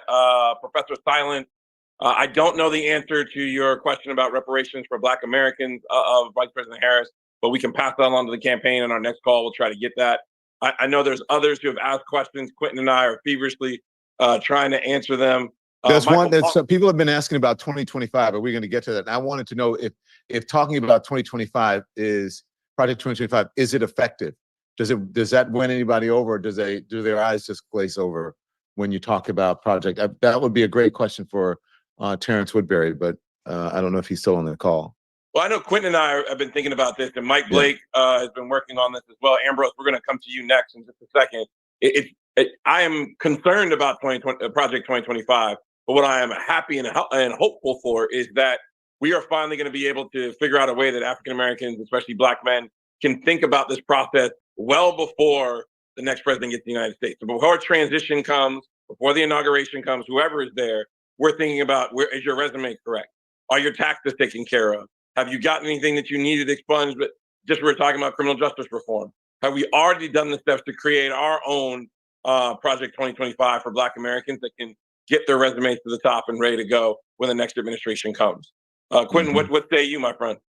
Yeah, there's we're going to put a resource in the chat, the People's Guide to Project 2025, but just 5 things that you should know about Project 2025 as it relates to Black people.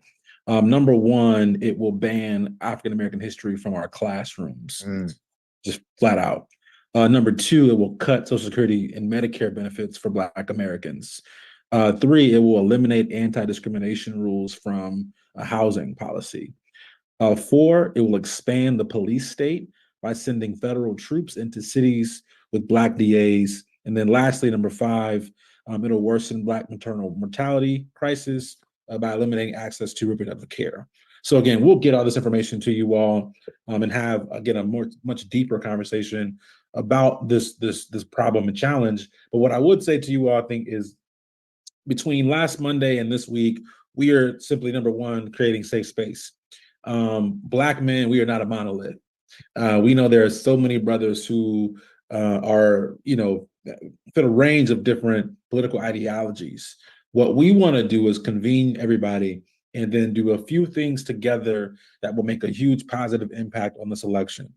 So number one, what we did last week, we raised money.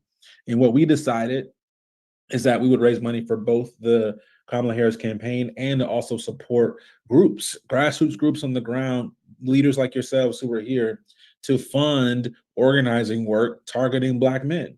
And so in the chat, you all have a link to apply for grants from those dollars. Please do that by this coming Wednesday so that on our next call, we can announce where those funds will be going to support, again, efforts to turn out Black men across the country. That'll be number one. Number two, I think what you're going to hear in the next call as well is we want to now get this down to the state and city level. And so we'll be organizing folks into. When you're cutting out. Q, we're losing you. Yeah, you're cutting out. We're losing you, man. But I think John Taylor just said he's setting up conversations in Georgia about how Project 2025 would directly impact the lives on the ground in the state. I know others are. Khalil Seren, we do hear you. Thomas Page, no, chat is still going. Sean Taylor, thank you for your question. And Khalil, also Project 2025, the immunity for police officers is huge. That's huge for Black men. Exactly. Huge for Black people. Exactly. Yeah. Don, I'll turn it back over to you. I know Ambrose is waiting to go next. No, we're good. Ambrose Lane, I like the questions. I think it's good because people, and we'll see if we can get a few more in. Ambrose Lane is Black Men for Harris 2025. Go ahead, Ambrose. Thank you, brothers. And let me just start by saying that I appreciate all you brothers. Sometimes we got to stop for a moment, just give appreciation to the effort. Right. And that's very, very important. And to the brothers in the leadership, Win with Black Men Vote, and other organizations, I just appreciate the scope and the range of thought and the brilliance that is emerging out of Black men. So I just wanted to say that first. 4 years ago, there was an effort called Black Men for Biden Harris. That organization in the DMV, and I'm hailing from Washington, D.C. right now, that effort morphed into Black men working together, led by Brother Frank Malone with 100 Fathers. And through that effort, we created Million Man Vote, which is intended on registering Black men to vote and getting them to the polls. But now we have Black Men for Harris that we just started, and that is in the purpose of Black Men for Harris is to do a number of different things. First, to get Vice President Kamala Harris elected as President of the United States. We will also collaboratively participate in voter engagement and education. We will register Black men to vote where it is needed, and we'll participate in activities to get Black men to the polls for early voting by mail and in person, and on November 4th. We also intend on advocating against Project 2025. As a matter of fact, part of our group, and I was on the call with Khalil. I want to thank Khalil for getting me on this call. Part of our group, we talked about going to the Heritage Foundation, which is one of the foundations responsible for Project 2025, and letting them know that it will not work, and actually getting in their faces and meeting with them and saying, no, we're not going to tolerate this kind of thing. And then lastly, we want to assist in creating a national Black men's agenda. We've talked about it kind of here and there. I know, Khalil, you have talked about a number of different policy pieces. And so Million Man Vote, as well as Black Men for Harris, we've gone around DC and we've talked to about 750 Black men and boys from ages 8 to age 80. And so we've done this for the past year and a half, and we have some very interesting results. I am very appreciative of Terrence Woodbury's report, because that's just brilliant what he just shared with us. But one of the things, there are two things that I'm going to point out. The first thing is that in every conversation that we've had with Black men and boys, economics always comes to the top of the list. Always. It doesn't matter what your background is. If you are 16 or 15 years old, these are young men that are trying to make it, but they would love to have cash assistance.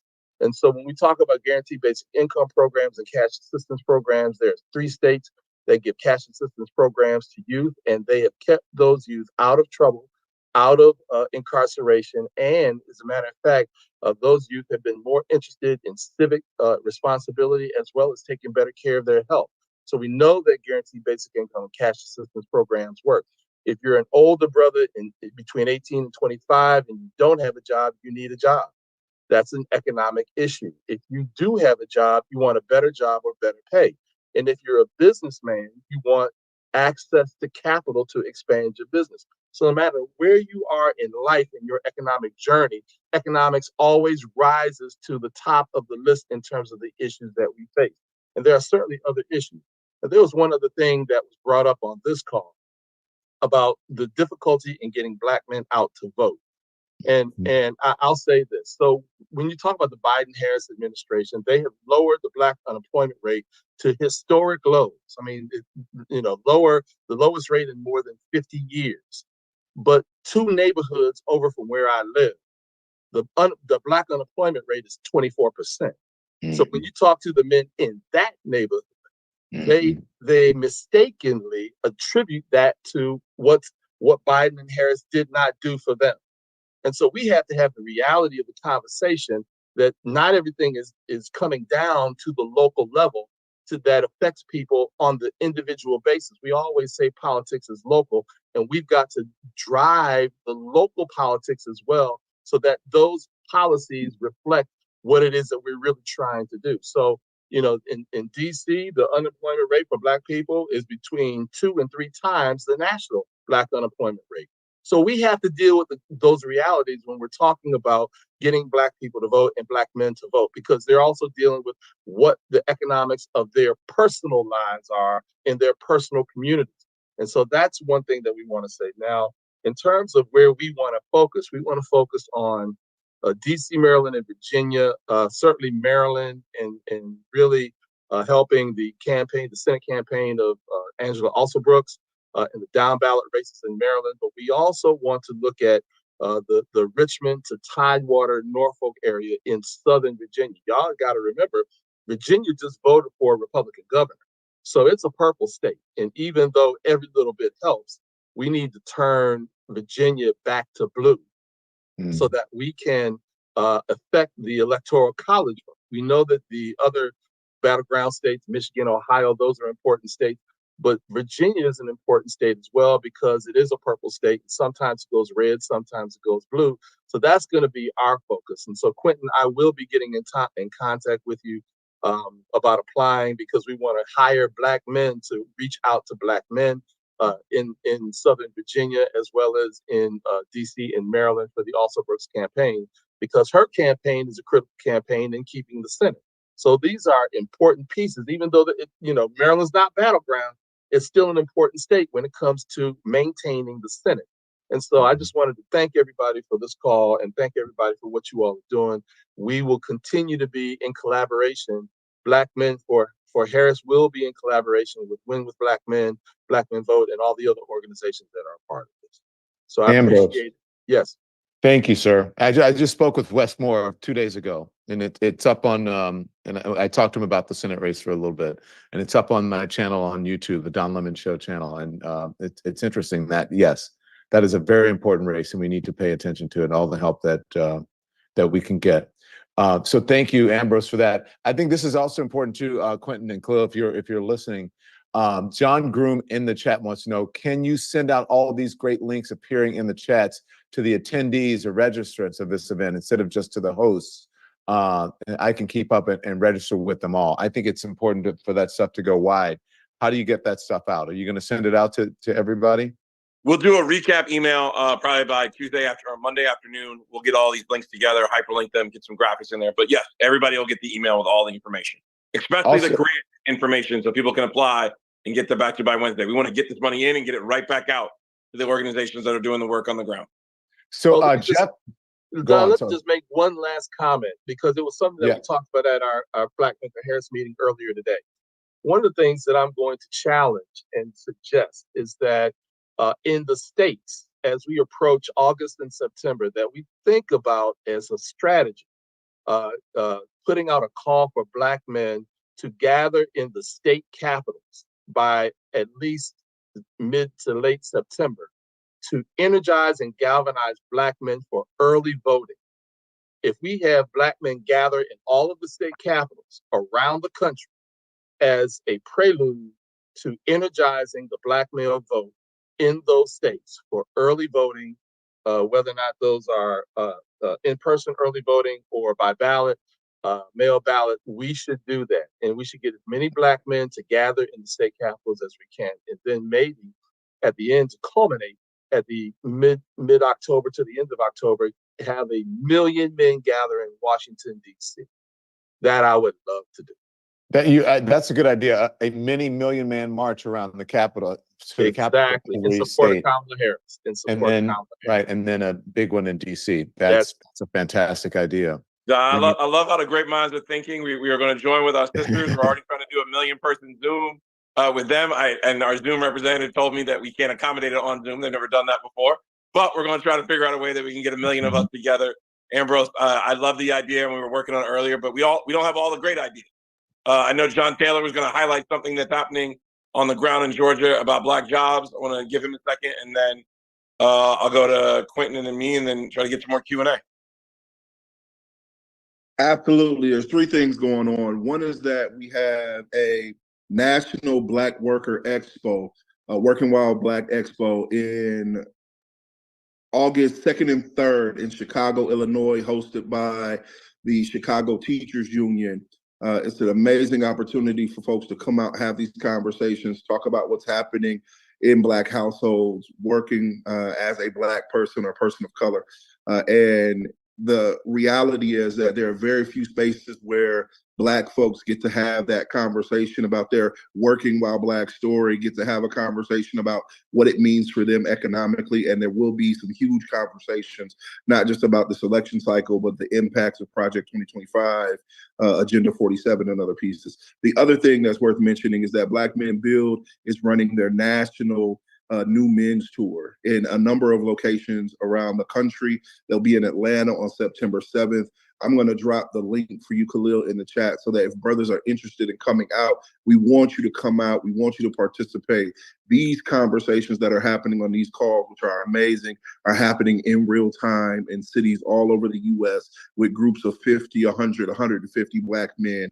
We're seeing it. We're watching the shift happen, and we're proud of it. So we want every brother on this call to be able to tap in, not just to join the conversation, but to have your voice actually be heard and be part of the solution. Yeah. Khalil, I got to say, that was a very good idea because this election is going to be really about turnout. And every pollster and every focus group person I speak to says they're concerned about new people coming in, right? There's a lot of enthusiasm, but the real difference is going to be getting new voters to come in to support Kamala Harris in order to get her into office. You heard what Terrence said about white men and about white Christians and older Christians or whatever, older people supporting Joe Biden, and those people may not turn out for Kamala Harris. But you're gonna, if there's an issue with Black men and disinformation, I think getting them together in as big a group, small groups, and then as big a group as possible, I think that's actually a brilliant idea. Yeah, we're going to try. We're going to keep it moving. Nano influencers, micro influencers. I learned that from Cameron Trimble and others. And Don, if you could you go to Reverend Stephen Green? I know he's got a jump. Yeah. He's been on. Just want to make sure. I didn't say, yeah, Reverend. Yeah, go Reverend Stephen Green. Go on. Well, thank you, brothers. It is indeed an honor to be on this call. Thank you, Brother Thompson and Brother James, and to all who have been here. Don, thank you for hosting. I know this is a work of art. But I just want to say that from the faith community, we are just so grateful to be in partnership with this effort to mobilize Black men. And I would just ask that we all just tap into the Black men in our church, Black men in our communities who are a faith or part of members of the faith community. There's, as you all know, there's a strong contingent of our brothers who are a part of a sect, if you will, of Hebrew Israelites. And so we want to make sure that we have an approach to speak to brothers from all aspects of the faith traditions, from the Nation of Islam all the way to members of the Baptist deacons in our community. And we ground ourselves in a sense of purpose and recognize that this moment requires us to do justice, to love kindness, and to walk humbly with the Creator. Just very grateful to be a part of this effort and honored to be a part of this team of folks. I want to just say something that Brother Michael Blake and I, and along with Tamika Mallory and others, have been working on as a counter to Project 2025 is what we're calling Project Freedom. The website is ourprojectfreedom.com. It's a 17 policy initiatives that counter, if you will, the Project 2025 agenda that is aspirational and pushes us to the future we wish to create instead of the fear that we've been called to live in with Project 2025. So we invite you to look into that, to learn more about that so that we can begin to counter it, not just with trying to push back, but to really push for something. It was Mother Teresa said, I will not go to a anti-war rally. I will only go to a pro-peace rally. So we need something that is not just anti, we need something that is positive, something that is aspirational, something that pushes us to the beloved world community.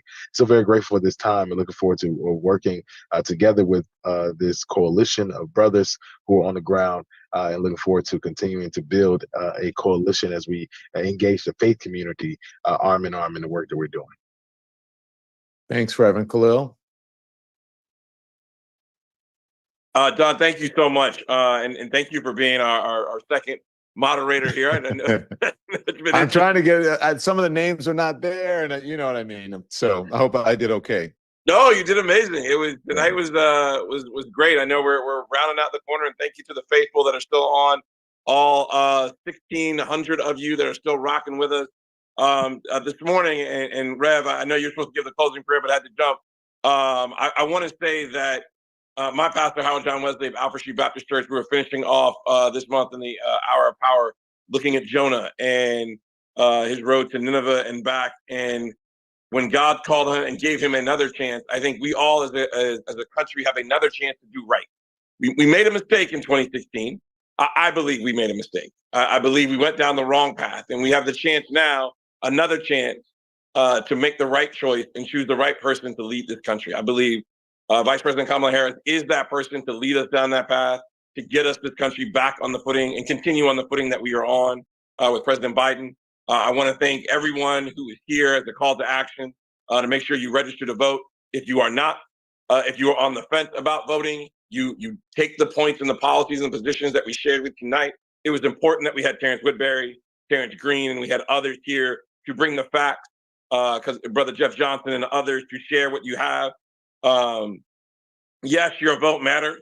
We've seen a 7% increase in voter registrations for African-American men since 2022. So the misnomer and the red herring that we're not where we need to be, yes, we could do better. Our sisters are beating us, but we have to not only increase, but continue to go farther. Again, it's winwithblackmen.org. We appreciate all of you who signed up, who sent questions. Forgive us this meteoric change over this last week. We are growing our capacity on the back end and bringing more team members on to help. But we're not just a monolith here. We appreciate all the variety of thoughts. We've been intentional to have people that come from various different communities in our Black community. So it's not just our urban centers. We talked about last time, and Roland jokingly put on the cowboy hat. You might go to tractor pulls. You might wear J's. You might be out in the sunny side in California. You might be up in Maine. We want every Black man, or blue collar, white collar, or no collar, to participate in this conversation and be here tonight. I would not do this without the great thanks to my board, Brian Wood, Aaron Jenkins, who is my minister and friend, who's always there with me, Tommy Jones, Sam Johnson. We're really trying to make sure that we engage young Black men between 18 to 30. A lot of times we get the older heads in here who, rightly so, have a lot of knowledge that want to share, but we have young Black brothers who have a voice that needs to be listened to and needs to be heard in these spaces. And I would be remiss if I didn't say there are other groups that formed tonight: Africans for Kamala Harris, Veterans for Kamala Harris, Teron Sims, thank you for pulling that together. Black expat for her are coming together, as well as Caribbean Americans. Last but not least, I would say if anybody on this call was convicted of 34 felonies, you would not be on this call. You would be on lockdown, you would be in a Supermax prison, and you would not be moving. You wouldn't have a cell phone, you wouldn't be on Zoom, you wouldn't be communicating. So just imagine what that's like. I'm sure the vitriol that we all feel, unfortunately, that many of us in our community, especially many Black men, come into contact with the criminal justice system under some type of supervision or some type of engagement. I don't wish to harp on that, but that's just the truth. But imagine if you had 34 felonies. Could you fly on a private jet to go get rallied? Could you meet with donors to give to your campaign? Could you take telephone calls whenever you want? Could you hug your family, see your wife, see your children, see your partner? I believe the answer is no. So then allowing that person to be hired for another job, because many of us, if we check the box for a simple weed conviction, would not be able to get a job. 34 felonies, and you can have the highest, most important job in the land for the most powerful country in the land, I think says something. So we are making sure that we do our part to make sure that we get every Black man to understand the fact. Thank you to Dawit. Thank you to others that jumped on tonight and shared information. And I really appreciate all that have come here. Don, I turn it back over to you and to my brother Quentin. I just want to say thank you and thank you to everybody who showed up tonight. But Khalil, before you go, there's someone, I think David Lewis is in the chat. He says a link for a donation. That's important. We need money. Yes. And where do they go to donate? Sure, you can go to womenblackmen.org and click donate, or you can go to atblue.com/donate/TCP-Kamala. I got that right, Quentin? Yeah, I'm putting it in the chat right now for everybody. Perfect. But if you go to the website, womenblackmen.org, it's the third button over to the right, click donate, and you can go ahead and donate there. That'll redirect you to the site that Quentin is sending you to right now. Quentin? Again, don't want to rehash too much. We're over the 9 o'clock hour, but want to thank again Don, Roland for leading our conversations tonight. All the brothers who are still here, thank you, and who stopped by tonight, thank you. We're going to support each other. Khalil and I are not here to kind of be quote unquote, leaders at the top. We're all working collaboratively together. We are now in a brotherhood. And so we want to make sure you all get resources, talking points, information, research, so that we're doing work effectively. And I just want to kind of bring back up the point that Jeff brought up, which is what I'm kind of calling is like, this work is going to be from the streets to the suites. And so many of us who, may occupy, these positions and jobs and kind of these inner circle DC conversations, that's great. But this is going to be one hand-to-hand combat on the streets, at bars and in nightclubs, in restaurants and barbershops. A lot of barbers who are on the line tonight. We have not forgotten about you, your convening power. We want to kind of launch Barbers for Harris as well with you all. So let's talk about that. But we want to use the vastness of the Black community to organize our people and to make sure we're having some real conversations. There are a lot of questions you all have tonight that we don't have the answers to. I don't have, a fact sheet about her time as Attorney General or prosecutor in San Francisco. We hope to get that to you over the next couple of days and weeks. But the last thing I would just say is, if there's one thing we can all take away tonight and do together, that is to have our sisters back. We would not let anybody talk to our mothers, our sisters, our daughters the way that people are talking about our vice president currently online. Yeah. And so there has to be a balance, as Cameron said, to not responding to the negative comments and not feeding the algorithms. But at the same time, we are Black men, and there are things that we're not going to tolerate when it comes to treating Black women, in our opinion, the most qualified Black woman to be president, from those who are out there. And so you can disagree on policy, you can have questions on policy, we understand that, but we're not going to allow that type of rhetoric to define this woman who has, again, a tremendous career and record to speak for itself. And so again, don't want to belabor the point. Pass it back over to you, Don, to close us out. But thank you all so much. We'll be in touch with resources via email and text message over the next few days. I just want to be quick, gentlemen, you two stay here because I just a couple things I see. So link for people saying there's not enough links for donations, okay? Kevin Perry says, where can we get the Win with Black Men shirt that Khalil had on? Is that merch on the website? It's going to be on the website by the end of the week. We actually had to build out the store this weekend, so everybody can start buying it by the end of the week. Okay. When is the next Zoom? Ronald Jones wants to know. It's not going to be next weekend. It's the weekend after that. The following Sunday. That's going to be, I'm checking right now. August 11th?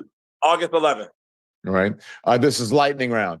Hey, fellas, would y'all be able to get Black men like, let's say Lil Baby, Quavo, John Legend, even Common, to speak and help bring their audience to understand what's at stake and the concerns that they may have? I got to tell you, you guys can answer that. I was talking to Stevie Wonder yesterday. I said, Stevie, I would love for you and Kendrick to hook up and do, and sort of, do a higher ground and they not like us something to whatever. But how do you answer that? Are you guys trying to get that? Yeah, anybody, please DM us, reach out to us. We we want everybody to participate. So there's yeah, I can't think of the words right now, but a long day. But yeah, so reach out, please let us know. We would love to have anybody join us. Yeah, a lot of people are asking about the t-shirts, and I think the money is important. A lot of folks asking about Project 2025, and so they address that. And I think that's about it. So I think we should let you go. Is a reverend going to give us the benediction? No, actually, Don, we want to hear your final word, actually, Don, from you. So listen, I want to say I'm happy to be in an independent space where I don't have to worry about the corporate overlords now, where I can stand up for democracy, where I can say who I'm supporting. I'm on the side of democracy, and I'm on the side of people who are someone who's going to help our people.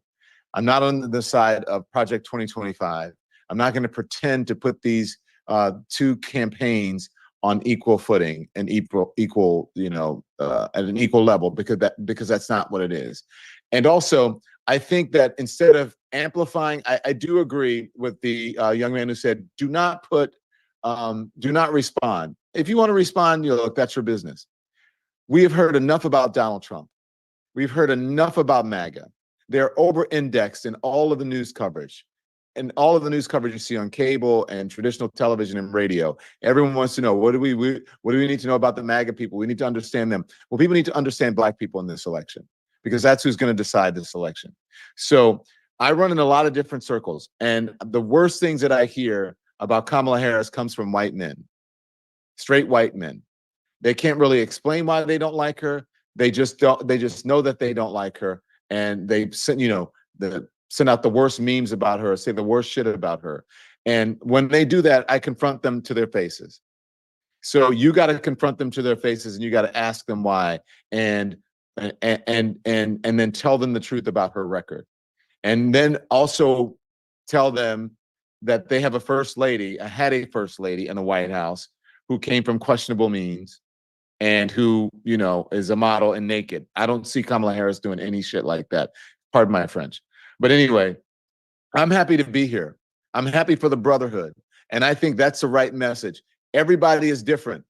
We got straight brothers, we got gay brothers, we got light skins, we got dark skins, we got educated, we got non-educated, we got blue collar, we got white collar. We're all brothers. We're all Black, and we're all rooting for the same thing. So we have to be on the same team this time. No dissension.